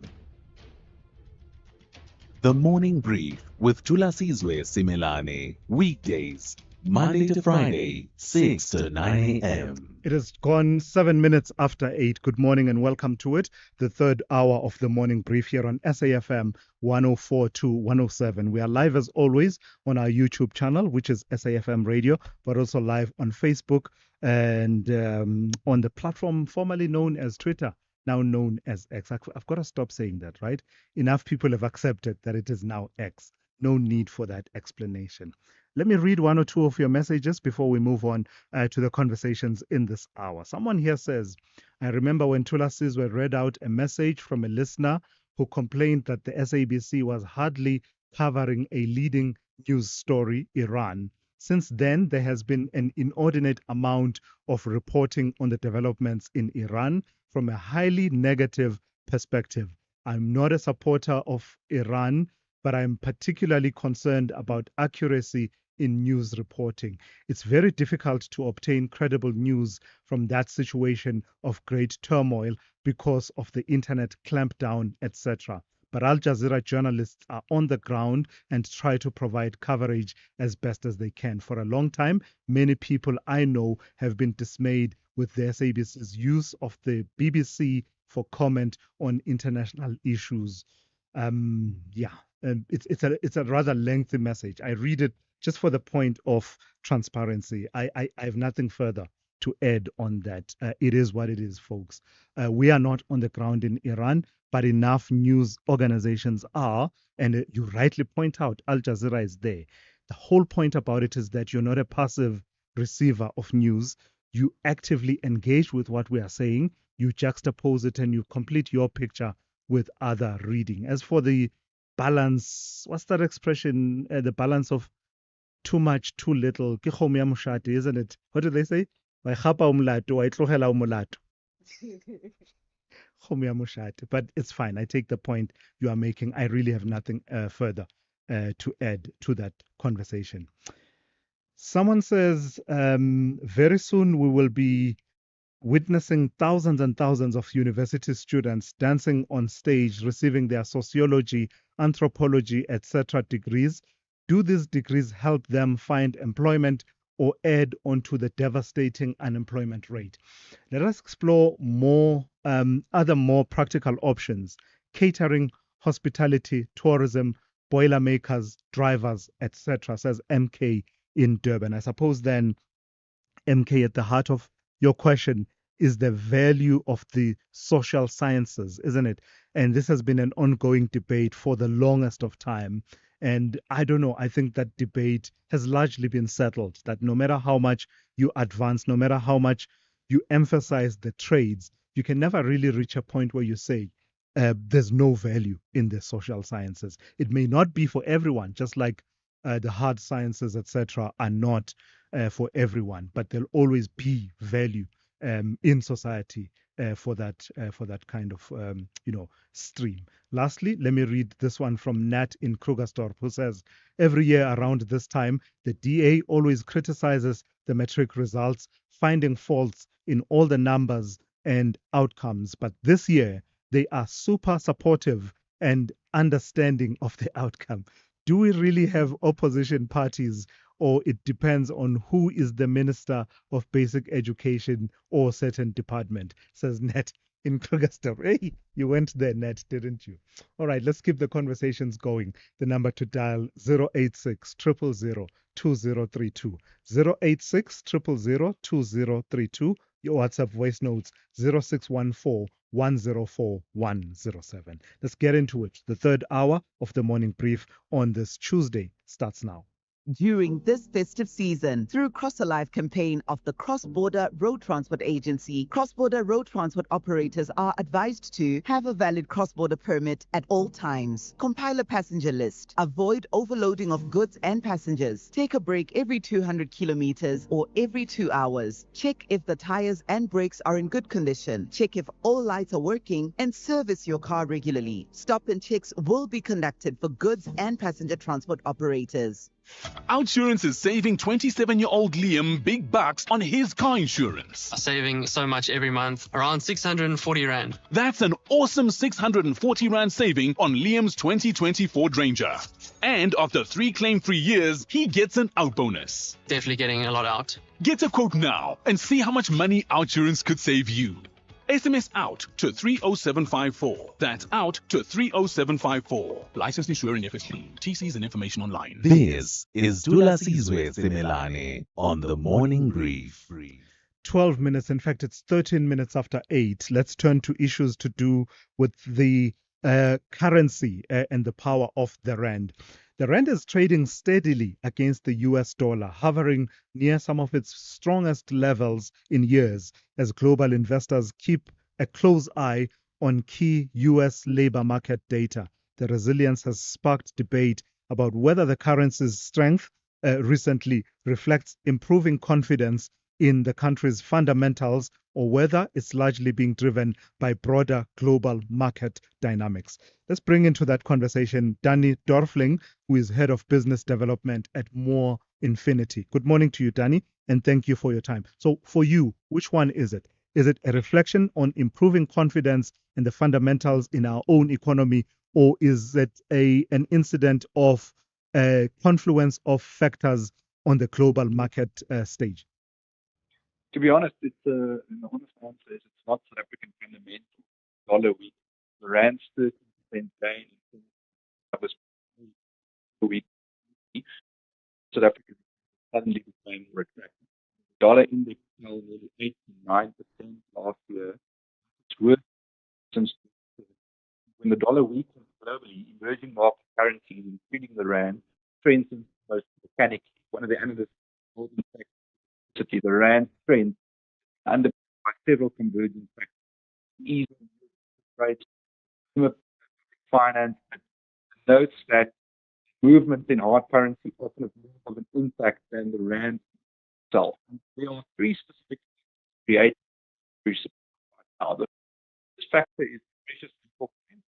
Gold is $1,060. That's a high. Africa is one of the world's largest producers of palladium, gold, platinum, and palladium. When precious metals surge, our terms of trade improve dramatically. Mining export revenues create natural dollar demand for the Rand, and projections that gold prices will rise further this year. Analysts noting that gold surged 4,000 per ounce October 2025, providing to the Rand and heavy mining operations. This is real and structural. Second is Federal Reserve dovish. So markets are pricing in continued Fed rate cuts for 2020. Lastly, government of national unity has reduced the premium. We had an credit upgrade in November, the grey list in October, and 238 consecutive years for real need to get. Foreign portfolio inflows just yesterday, this morning, the House of Representatives passed the AGOA extension bill. So foreign capital inflows are real, and the AGOA renewal reduces one major export-oriented sector. Flows are rotating from the window fees. If you're a fee allocator looking for Yeah. but what is essentially the bottom line on underpinnings? Rand's performance is more about what's happening in Washington and global commodity markets than what's happening in.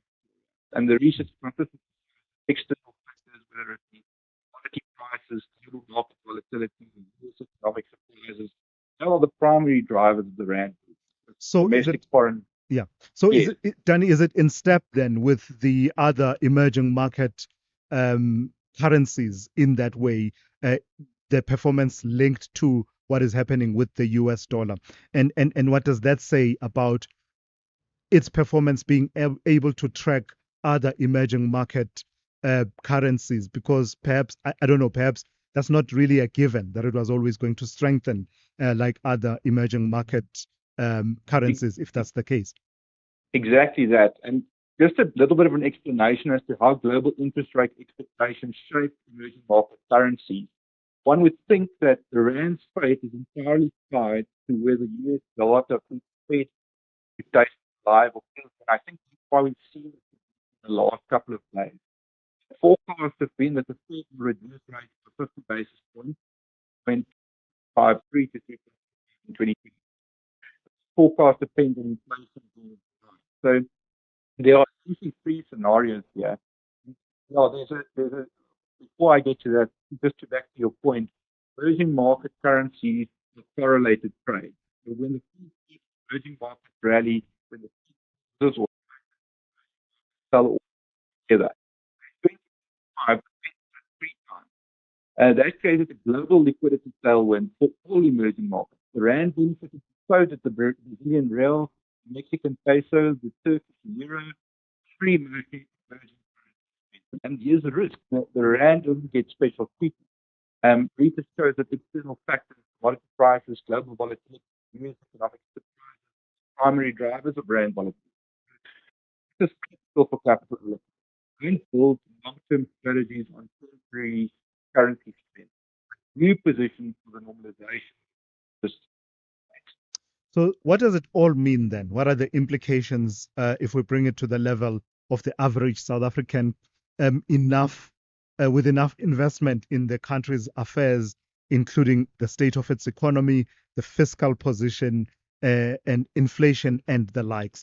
What are the implications of this strength in the last few months, in the last while, in the past year, and what you've said about whether or not this can be sustained going forward?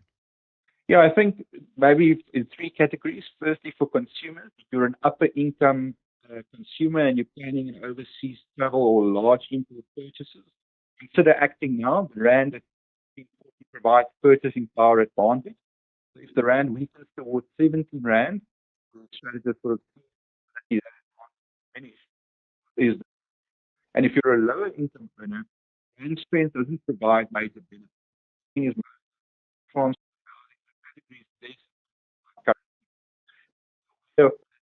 Inflation as rates. This is important for accelerating procurement, lock in supply at current levels, Rand, your landed cost increase. So obviously with the GOA's renewal, which is positive, or the tariff between but pricing strategies account for currency. And lastly, for investors, you have to exercise caution on Rand assets at multi-year highs. The currency is at levels above where market immediately. The SARB behavior potentially limits further. So what is the Rand state? I mean, and I think back to your point, there is the sustainability going to be forward the Rand goals. And to be honest, the SARB's approach floating but watching close. So the SARB maintains a floating exchange rate policy. They don't target specific levels or use broad bands.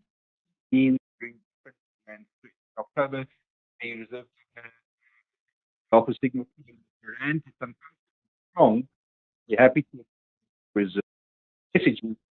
SARB operates opportunistically. They won't defend the hard ceiling, but excessive Rand spend triggers reserve accumulation. So market participants and currency strategists learn. So I mean, typically reaching 15 rand dollar practically. But what does this mean? I mean, rand is limited upside for the South African Reserve Bank reserve population behind that downside risk will the market consensus rand will maintain around 17 rand, not at 15. All right. Danny, thank you for your time and your insights this morning. That's Danny Dorfling, who is Head of Business Development at More Infinity. Dumelang. I am Gail Mabalani. Catch me on the all-new exciting telenovela, exclusively brought to you by a new era of SABC2. When you train for results, you don't quit halfway. Earn up to 7.35% interest with a Nedbank Just Invest account. Access your money within 24 hours. Keep your money agile. Get money fit with Nedbank. See money differently. Nedbank. For more information, visit nedbank.co.za. We're licensed FSP and registered credit provider. T's and C's apply. Call Thulasizwe now. 086 000 2032. All right, let's go straight to your voice notes. Let me start with this one. Good morning, Bratulas.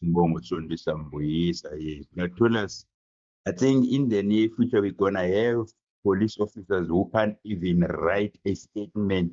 Imagine 30% pass mark way high. South Africa and democracy. It's a problem. Yeah, thank you, Mbongo, for that. I just get the feeling that no matter how many times the Department of Basic Education explains this 30% story, at some point we must reckon with it once and for all. What are we saying? It is the lowest point of a pass, and I was reading up on it because even I have to keep reminding myself, what did they say again last time?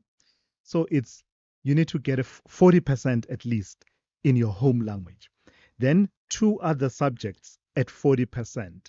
Then the rest, you can have an average. I think they said 33 and 3/4 or something.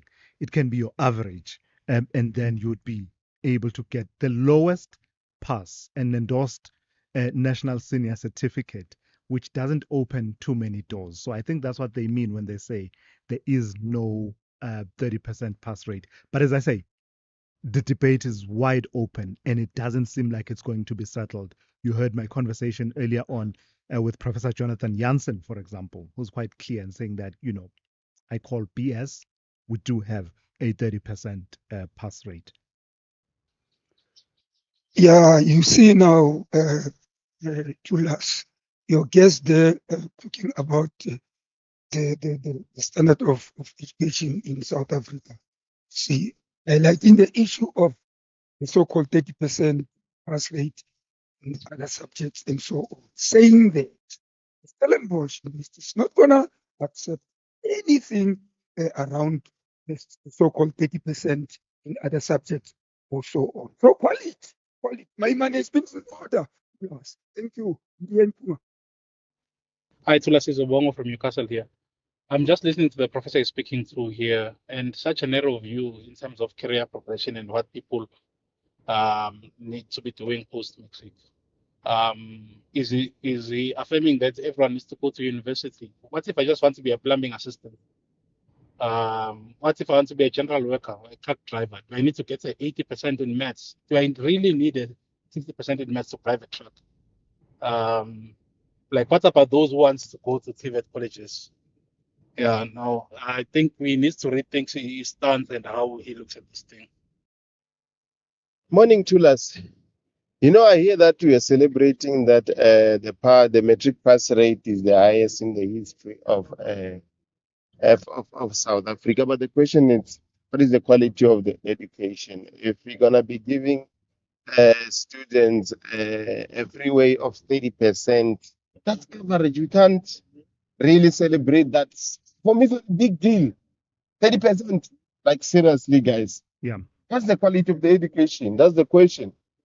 So here's what I celebrate. It's the effort of the teachers, the effort of the circuit managers, the pupils themselves, who, let's face it, guys, whatever the bar and benchmark is that we as a society, the policymakers, the people who influence the policymakers, wherever we have set it, they've met that bar. They've met that bar. So we can't rubbish the work they've done, these young people.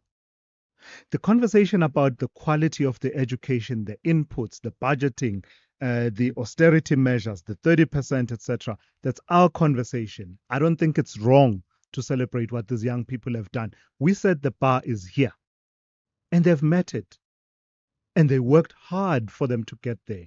I mean, there are anecdotal examples of pupils who, throughout their matric year, were going to school even on Saturdays. Even on the weekends, they were engaged. I refuse to rubbish that work. I completely refuse.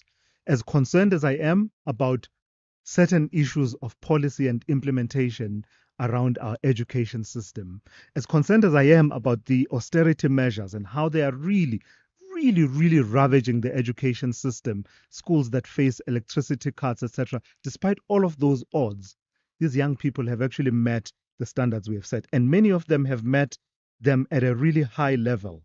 We said to them there are 4 ways of passing matric. There's the endorsed NSC, there's the higher certificate, there's the diploma pass, then there's a bachelor's degree pass. And 345,000 of them achieved bachelor passes, and others achieved the other standards that we have set. The rest of the conversation. So I get what we are saying. I get the concern. Don't get me wrong. And usually you get people who say, you're justifying nonsense, and now you're sounding like the spokesperson of this and that. No. If you didn't understand what I'm saying, it is what it is. I guess we will never understand each other. I celebrate the effort. I celebrate the young people who gave it their all, who understood that this is what I need to achieve to be able to progress forward, whatever progression looks like. This is SAFM Sport with Zai Khan. It's a very good morning to you. And talking about raising the bar, we've got former Ireland international Ian Tillman saying South Africa's presence in the United Rugby Championship has definitely raised the standards for everyone.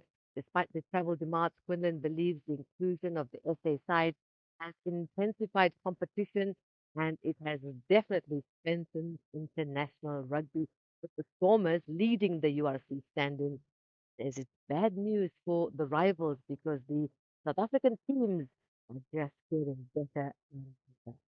So to Spain now with soccer news, Atletico Madrid coach Diego Simeone has apologized to Vinicius Jr. following comments made during last week's Super Cup semi-final against Real Madrid.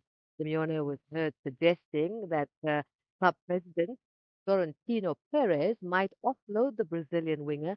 Comments he now admits were inappropriate. He says the better team went through and accepted responsibility for his words. Meanwhile, Xabi Alonso has stepped down as Real Madrid head coach after just 7 months in charge, following their Spanish Super Cup final defeat to Barcelona. Former defender Alvaro Arbeloa, he's been the Real's coaching team in the B team and working within the academy structure. He's been appointed Xabi Alonso's replacement. In Formula One, Red Bull's new signing back, Isaac Kaja. It's huge privilege to be teamed up with Max Verstappen this season. 21-year-old Frenchman earned his seat after an impressive rookie year with racing Red Bull, highlighted by a podium at the Grand Prix. And finally, tennis, the Japanese star Naomi Osaka has taken a break from the Australian Open preparations to indulge her love of speed, hitting a local go-karting track. The two-time Australian Open champion says go-karting helps her relax before Grand Slam pressure kicks in. The main draw action in Melbourne Park gets underway. It's all happening this Sunday. Well, we've got Cars and Fast Sport with John Hediker around 12:30 for SAFM Sport. I'm Zai Khan. Good morning, I'm Anne Musa. In the headlines, Bold 1, South Africa has called on government to scrap the 30% pass mark and replace it with a minimum 50% pass requirement. Yesterday, the party held demonstrations outside the Matric Results Centre in Johannesburg ahead of the official results announcement. The U.S. House of Representatives has approved a 3-year extension of the African Growth and Opportunity Act. The move comes after the voice vote that saw the legislation passing by a 2/3 majority. And the Limpopo Transport Department says unsafe overtaking is the suspected cause of a crash in which 3 people died last night. A truck and a minibus collided at Rita Mountain on the R521 outside Tzaneen. I'll have details on these and other stories at 9. SAFM, guiding you through the rush hour traffic. I'm sure wherever you're driving, barring any incidents, you'll probably agree that it's been a bit easier this morning than it was on Back to Work on Monday. Certainly seeing that across Gauteng province, very light volumes all across. If you're just heading out into the highways, you're going to have a good run. Doesn't matter where you're going, really. It's all pretty open and free-flowing. Earlier crash in one north going up to Ravonia also has cleared, which is helping there as well. Durban's had a busy morning around some incidents. One at Spaghetti Junction, a crash coming south. That's all cleared up. Also the crash at Prospect is now out of the way. The M2 North coming off Twenty Hill in from Amman's. Totally looks good. Cliffdale Keyridge moving, no problems there. Ashburton, the earlier crash going out to Pietermaritzburg, that is also out of the way as well. Cape Town traffic N1 into town, slow from Sable Road, Century City area to the elevated freeway. Marine Drive quite heavily backed up coming into that. And Mike Pinar and Chinny Mayor Boulevard at Belleville, no traffic lights. Come off the N1 onto Mike Pinar past the hospitals, heading down through Voortrekker into that junction. That's quite busy. With your traffic update, I'm Rob Byrne. The business update on SAFM. Dowling, good morning to you once again. Let's talk about what business leaders are saying about the South African economy at the start of the year. So Business Leadership South Africa in particular says the economy is starting the year in its strongest position in more than a decade. High commodity prices, stable public finances, reliable electricity, and easing interest rates are giving a welcome lift. Business Leadership SA political stability under the GNU is also helping to rebuild confidence. Economic growth, of course, picked up slightly in the third quarter. The forecast points to expansion for the year 2025, setting the stage for even more growth this year. Mavuso warns recovery will only last if long-standing problems are fixed. She says progress on rail and port reforms, better local government services, and a more effective criminal justice system are now critical.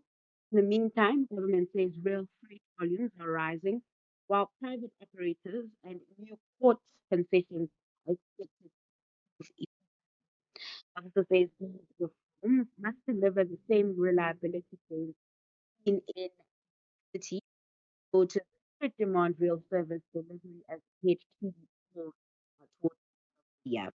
So a lot of people doing projections and expectations for the rest of the year, and the Bank of America is no different. They are bullish about PGMs, platinum group metals. Yes, precious group metals really seem to be well, like Bank of America has run bank 20 platinum price cost $2,450 an ounce. The strong demand and tight supply keep the market under pressure. Palladium forecasts have also been lifted. Concerns that the US could impose new tariffs have prompted traders to rush platinum into the US, pushing prices to record highs. At the same time, China is adding support through higher jewelry demand, a new futures contract higher metal. Supply has struggled to keep up. Output in SA fell last year.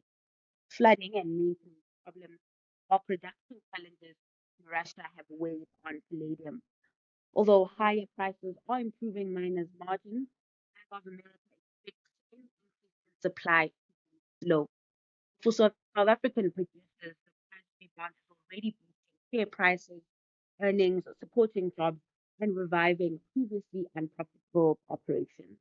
All right, wrap it up for us nicely, Dowling, as you always do, and project forward the kind of trading day we can expect today. So the JSE likely to open in the green, driven by higher prices, while the yellow metal has pulled back from a record high. remains strong. That also keeping the rand firm, sitting at 16.42 to the greenback this year. Also trading stronger is crude at a 7-week high on the beat of 60 rand, with uh, oil currently sitting close to $60 a barrel. And then these stateside futures are flat, mainly in the red. We are seeing some volatility return to the table as market await the US inflation out later today. And then over in Asia, stocks on track to close in positive territory. Investors on that front, or stocks on that front, really benefiting from rally in the tech sector in Asia on the back of AI optimism.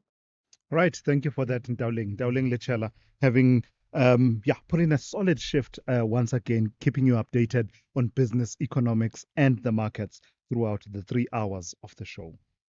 Three-time champions, the Super Eagles, mean business while searching for their fourth title. But the Atlas Lions are confident red and green will dominate green and white.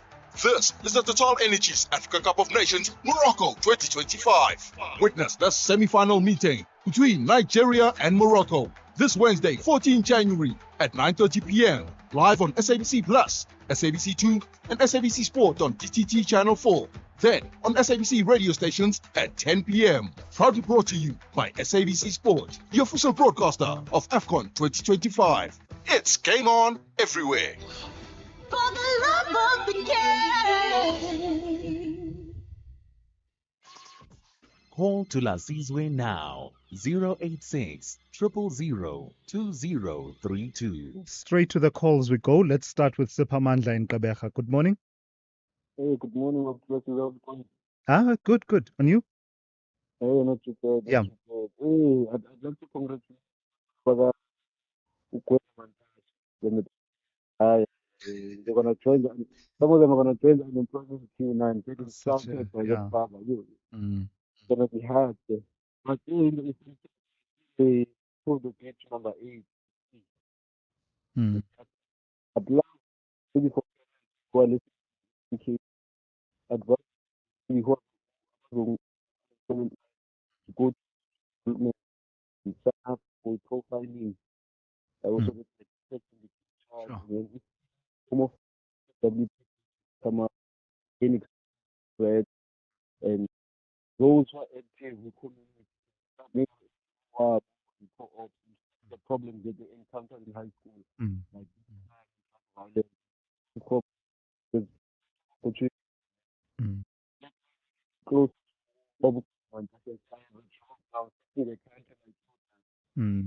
Siphamandla, thank you for that. So just giving us a dose of reality, of course, of what we are dealing with as far as the unemployment rate is concerned, but also at the same time giving possible pathways to a solution.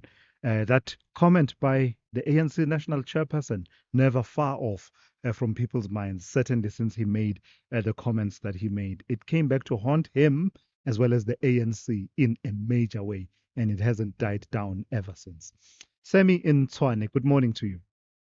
Hello. Good morning, sir. Hello. Yes. Yes. I want to talk about this whole thing, and I've heard even the Minister of Education saying not everybody is academic. Like some of the children will not, all of them will not, some of them will go to TV colleges. And that in itself is exactly the problem. Because there's this idea that people who go to TV colleges are not academic. And that's why you find a situation where students who didn't meet the requirements, for example, to like what they didn't meet the requirements to study for the degrees that they wanted at the university. They end up enrolling for things that are not going to get them jobs. You find someone going to university and studying something like sociology, which is not very much in demand by the job market. Or someone saying, I'm going to start business management. Those things are not in the list of skills that are in demand by the job market. That's why they're sitting that are not finding them jobs. So, post if they had gone to the colleges Yeah. where the requirements are low, but not that the education is inferior. So, The Sammy, difference between sorry, Sammy, just very quickly before I let you go, you partly have a problem with how this is all framed, that the options of TVET College and the others are being framed as for those who are, quote unquote, not academically inclined. That you find to be problematic.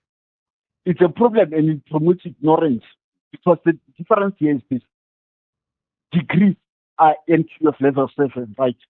As opposed to TVET colleges, entry of level 5. But then with TVET colleges, you're gonna say like if you're doing an NCV qualification, you're gonna study for 3 years, and then after that you go to the job market to qualify as an apprentice, Yeah. right? You get theory and job job Gotcha. place, job place experience. And it doesn't mean that you get an inferior qualification. I know people going to colleges, 100%. right? A guy who's going to TVET colleges is studying software development, and right now he's leading a team. He's leading a team of people who've got PhD. Gotcha. So Sammy? this whole thing of saying people who go to TVET colleges are not academically trained promotes ignorance. That's why you find people not going to TVET colleges for good things. Let's leave it there. They study degrees that are useless. Gotcha. Sammy, let's leave it there. Thank you for that. That's Sammy in Tshwane. Paul in Joburg, good morning. Good morning, Thulasizwe. I just want to weigh in on this thing of quality of education. Yes. I hear this thing of 30%. There are two things that I want to highlight. I had a discussion with my friends, and then we're talking about the 30%, and I looked deep into the statistics of what has happened in terms of the percentages who got the bachelor's, the senior certificates, etc. Then you discover that those that are passing with that criteria of 40% in terms of the mother tongue and then the 30% average, they are minuscule, very, very small number in a very large scheme. So therefore, it defeats. If one wants to say the quality of education is measured by that end, it is correct. And then the minister was at the time to explain that now we need to get the gateway subject. And the reason for that, I would understand it to mean that will ensure that our economy requires this particular kind. Yeah. And I would therefore posit that when we talk about the quality of education, just 30% is a red flag. We should be talking about can the education system that we have be able to feed and enable the economy. That is a debate. So I am quite disappointed with the professor that he simply goes and rubbishes. And it just goes on about the 30%. Right. That's not. I just want to stop. Paul, thank you for that. Makes a lot of sense to me what you are saying. Let's go to Bethwell in Mpumalanga. Good morning to you, Bethwell. Yes, sir. How are you? Very well. How are you? I'm good. Sorry about my English is not good. It's all good. Please go ahead. On the 20th December, I took my son to the clinic, hospital. Yes. But my son is not sick.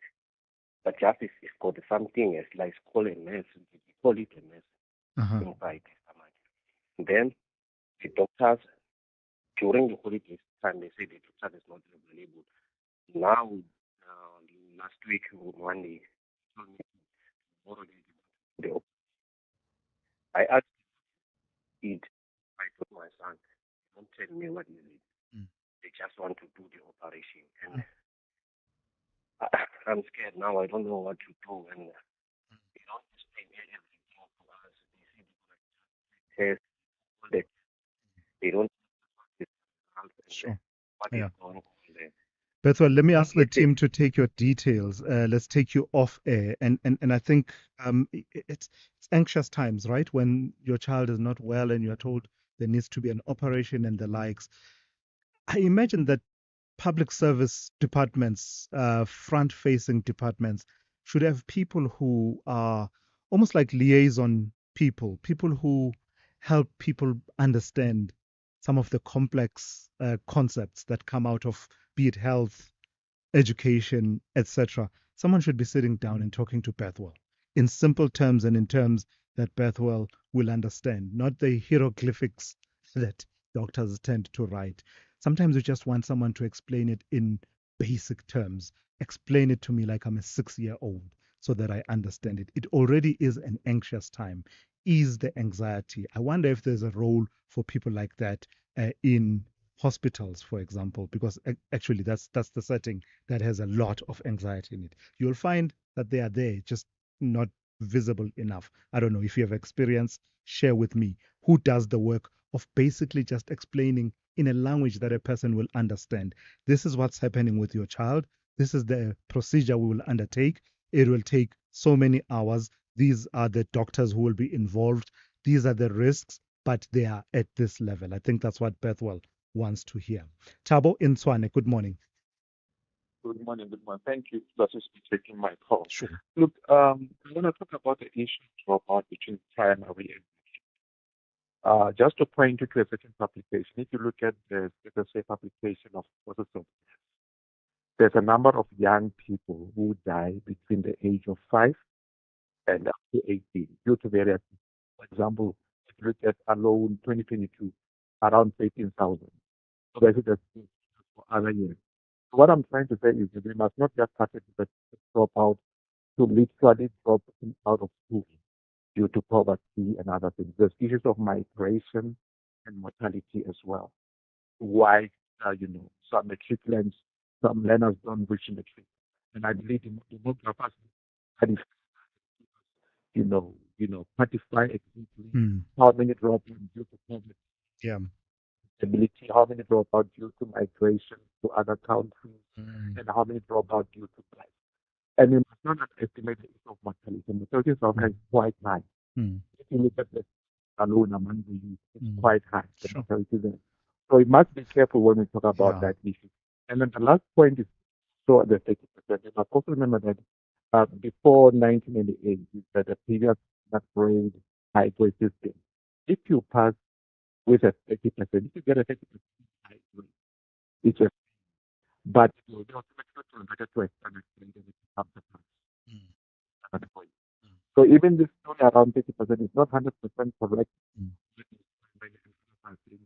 30% in the will pass in grade. However, if you got 30% standard grade, it was a complete. You right. At high grade, it gets converted to a standard grade. But those conversions made automatically by the Department of Education. Thank you for that, and thank you for giving us that context to some of the debates that we are having. Lastly, KG in KZN. Good morning to you. Thank you, Thulasizwe. Mine is and to those that have done well, I would always encourage them selecting be wary of state doctor who comes from will be the doctor who comes from Moha. So that is important. Be wary of when offer is not informed. Second one, because the future is uncertain, I just want us to be wary of what integration of degrees. And I hear people diminish such as field, and I always say a country like ours, science yes is important. We cannot analyze like degrees ecology. I take degrees to what you decided together. It's important for us to advise right and make sure that we do career development right. I'm someone personally thinking current education, involvement and academic advisory. Something that someone in psychology can do. So my advice is, while we are diminishing other degrees, we also have to learn that science is important. Yes. Come on now, KG. That's beautiful. Thank you for that, KG out in KZN. Sage words of advice. In fact, from all the callers that we've taken in the last while, right? You heard that. Just been sitting here and taking it all in. Just some of your own lived experiences and wisdoms, and just imparting that for these young people who've really attained a milestone, having passed their matric exams, and some of them grappling with the issue of, I didn't get the results I wanted, now what? So all of that taken as a package, I think it's been quite enriching listening to some of those calls. SAFM, guiding you through the rush hour traffic. It's a pretty clear second day back to the office, back to work, wherever it might be across Gauteng. It's really remarkable how open the roads are today. Contrast that to 24 hours ago. It was completely anything but easy flowing. Today it's a pretty good run through Gauteng. Looking okay across Durban as well. The N2 southbound earlier crash near Clare Road Bridge, well out of the way. That's all flowing. The N2 north at Prospect and that collision scene also done and dusted. So traffic coming in from Amanzimtoti moving nicely. Cape Town fairly busy, but only really on the choke point of the elevated freeway. So as far as the highways go, the N1 through Marine Drive up over the elevated freeway towards the waterfront, entering the city centre. That's reasonably busy still. And there's a backlog of traffic coming off the M1 highway onto Mike Pinar down past the hospitals. It's the traffic lights down the bottom there at the Tinnie Boulevard junction that are offline and causing that delay. Rob Byrne, SAFM Traffic. If you think you cannot afford a lawyer, think again. Clientele Legal has made professional legal services affordable. You receive up to 745,000 Rand worth of legal services per year.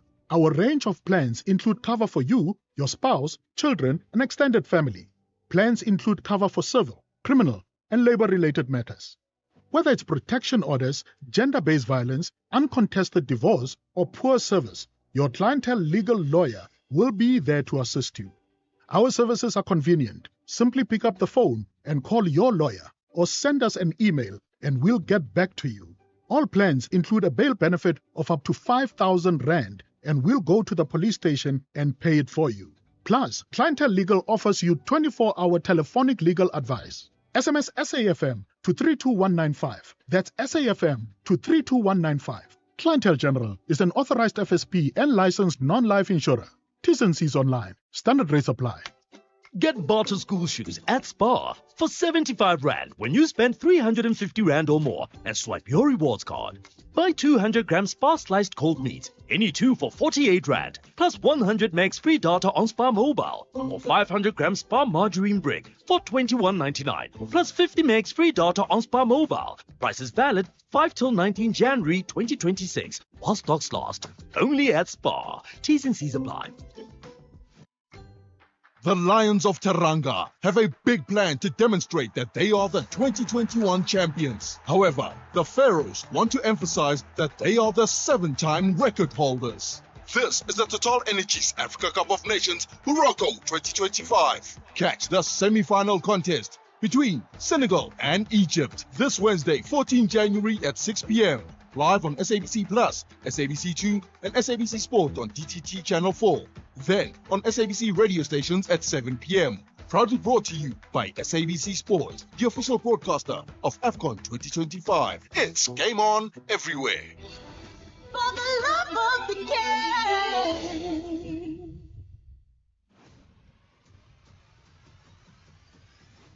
Thulasizwe Simelane is streaming live now on Facebook, YouTube, and X at SAFM Radio. All right, before we go, let's bring in the perspective of NAPTOSA, the National Professional Teachers Organization of South Africa. And from there, we are joined by Basil Manuel, who is Executive Director. Good morning to you, Basil, and thank you for your time. Just your overall picture and impressions. 88% is the pass rate for the class of 2025. What story does it tell about our education system and the work that has gone towards achieving that? Good morning, Thulasizwe, and thanks for having me. At first, let me congratulate the matriculants and their teachers, of course. The story being told is that the system is matured. It's matured, or it has matured, and I will explain that in a second. The less than 1% increase in the pass percentage must not make people think that there has been no shift. A 1% out of 1 million kids, a huge number. But in fact, if it was a 3 or a 5%, then we should be very worried, because that will talk to a volatile system that can just jump in any direction. We will have a decrease at some stage, but it will also not be great because in a mature system, you drop by point something of a percentage, and also the growth similarly so too. But it speaks to a system where the methodology of ensuring that learners are ready for the exam has been mastered. And as a result, even though we've had 40,000 additional learners, the largest cohort ever, uh, that also shows that it did not detract from the overall pass rate. So we are pleased with it. But you also talk about the focus needing to be across the education system, especially the foundation phases and the other early phases. Why is that an important conversation to have, even as we mark this milestone for the class of 2025? It is an extremely important conversation, and you would have seen it echoed in the speech by the minister. He did an excellent job in making reference to the foundation phase, to early learning, to the reading, and to the and to the flow through of students from the bottom to the top, because that has been the narrative that Naptosa has popularized. But it's not a narrative based just on a small little view. It's a narrative based on what happens internationally and what we need to do. And we've got to fix reading. We know that the problem of reading is multifold. We know it feeds into text-poor homes where there are no books and there are no magazines, etc., because people simply can't afford it. But we also know that it feeds into schools that are not funded properly, and as a result, they can't send readers home because there are not enough readers to send home. So it's bound in money, but it's also bound in teachers. There are many teachers teaching out of alignment where they're good salt of the earth people, but they've been placed in a foundation phase class and nobody ever taught them to teach. So we've got to fix it. That's a low-hanging fruit that can be attended to. We must attend to that. But going further on, starting at the foundation phase, pumping money there, doing the right thing, building a strong foundation, it then stands the test of time. You then solve the problems that we are currently dealing with in other grades. Then what we are doing in matric currently, the teachers are teaching around the clock, where we don't have our children having any holidays, etc., which is unhealthy. That may then disappear over time. All right. Basil Manuel, thank you for your time this morning. He's Executive Director of the National Professional Teachers Organization of South Africa. Just the final reflections on that. And before I go, I do want to read one or two messages. Mapale in Matatiele says, I totally agree with Prof. Jansen. Let's just make 50% the standard pass mark like everyone in the world, and there will be nothing to explain or talk about, says Mapale. Then Mashita in Bryanston says, when we did matric in the 90s and early 2000s, we had standard grade and higher grade. Standard grade pass was 33%, while higher grade was 40%. This narrative that 30% pass lately is meaningless is beginning to be boring, especially when said by adults. And then lastly, Nati in Cape Town says, we as South Africans are so negative. Here we are supposed to celebrate our kids, but we are busy raving about pass mark, of which makes me wonder what kind of parents are we. For the record, Limpopo has been on the bottom for years, but look at how many electricians and engineers come from that province. So just a broad spectrum of some of the views that have come through about the matric results. Thank you for your time, and thank you for listening, and thank you for your robust engagement. And Musa will give you the news updates, and immediately after that, Kete Mohlahlana will come through with the talking point. I'm Thulasizwe Simelane. You've been briefed.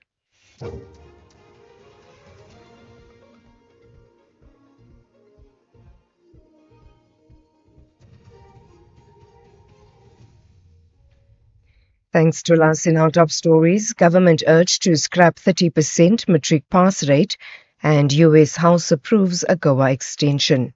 Good morning. Bold 1, South Africa has called on government to scrap the 30% pass mark and replace it with a minimum 50% pass requirement. Yesterday, the party held demonstrations outside the Matric Results Centre in Johannesburg ahead of the official results announcement. Bold One South Africa says the current pass mark jeopardizes students' ability to access institutions of higher education, while this ultimately affects their employability. Its leader, Dr. Simelane. If you are assessing learners at such a low level of 30% in certain subjects, you achieve these masked results that show that we are increasing the number of people who are passing. But in fact, in many instances, the proof in the economic is the fact that you've got to say to yourself, do they end up being employable? Do they end up in spaces where they can be able to say they can compete with anyone else in the world? Earlier, education expert Professor Mary Metcalf said excitement over the 2025 matric pass rate was justified. She attributed the 88% pass rate to a stable education system. I can understand everyone's extremely happy. The minister has indicated that a pass rate average of 88% is the best that the system has ever produced. And one must remember that this is in the context of the DG stressing we've got a stable system. Now, another way of understanding stable is that we've made a lot of progress, things have stabilized, and to expect huge leaps forward is not realistic. So this is very good. I'm also delighted with KZN having done so well. In other news, the U.S. House of Representatives has approved a 3-year extension of the African Growth and Opportunity Act. The move comes after the voice vote that saw the legislation passing by a 2/3 majority. The bill will now go to the Senate. Showan Price-Peace reports. The bill passed the Ways and Means Committee in December overwhelmingly in a 37-3 vote, before being taken up by the full House Monday, that has now sent the 3-year renewal to the U.S. Senate, where the parameters of the legislation could yet change. The Trump administration earlier said it was open to a 1-year extension of AGOA, while U.S. Trade Representative Jamison Greer told a Senate Appropriations Subcommittee hearing in December that South Africa was viewed as a unique case in response to questions about Pretoria's future inclusion in the free trade agreement. Existing U.S. reciprocal tariffs, including the 30% on South African exports, would nullify the free trade benefits of AGOA. The Limpopo Transport Department says unsafe overtaking is the suspected cause of a crash in which 3 people died last night. A truck and minibus collided at Rita Mountain on the R521 outside Zanin. Transport MEC spokesperson Chifiwa Dali says 26 people were injured, 1 critically. And finally, an environmentalist from the University of Venda has warned residents not to cross rivers that have burst their banks. This as parts of Limpopo continue to experience floods following heavy rains. Professor Kangwele Musecho has also cautioned residents staying near rivers to avoid confronting animals, including hippos and crocodiles, as they seek refuge outside rivers and dams whose levels are rising. The Bembe district and parts of Mopani currently experiencing abnormal high and substantial rainfall. This is creating a temporary high-risk environmental state in which ecological systems are highly dynamic and unpredictable. Rivers, wetlands, soils, dams, and wildlife habitats are under stress, and normal boundaries between these ecosystems and settlements are temporarily breaking down. We are talking about conditions here where soil is saturated, there's a loss of soil strength, slope failure, possibility, erosion, and slips. Recapping the top story, Bold One South Africa has called on government to scrap the 30% pass mark and replace it with a minimum 50% pass requirement. Yesterday, the party held demonstrations outside the Matric Results Centre in Johannesburg ahead of the official results announcement. For SAFM News, I am Anne Musa. Is there ever a bad time for a good conversation? SAFM, leading the conversations that move us. What if your child could achieve better academic results in 2026? At Teneo School, they can. Our smart school system tracks every learner in real time and helps teachers spot gaps early. The results? With over 3,500 successful Teneo School matriculants, learners improve their average marks by 12% in the first year. Access affordable private schooling, no restrictive entry, with fees to suit your budget. Enroll now for 2026 at teneoschool.co.za. That's TENEO school.co.za. I don't love school. I don't love trying to learn like everyone else learns and falling behind when I don't understand. But I do love learning. I do love working to my own schedule and getting the support when I need extra help. I do love UCT Online High School because I do love my future. Apply online before the 19th of January.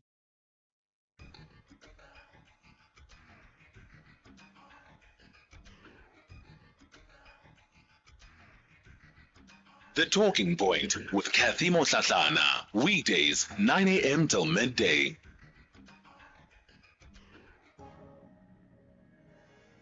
I'd like you to think about what James Baldwin said when he said that the paradox of education is precisely this, is that as one becomes more conscious, one begins to examine the society in which he's being educated in. And this is what has happened for me. I firmly believe in what Paulo Freire says when he says that it is one's revolutionary duty to study, regardless of where you are, regardless of who you know, study.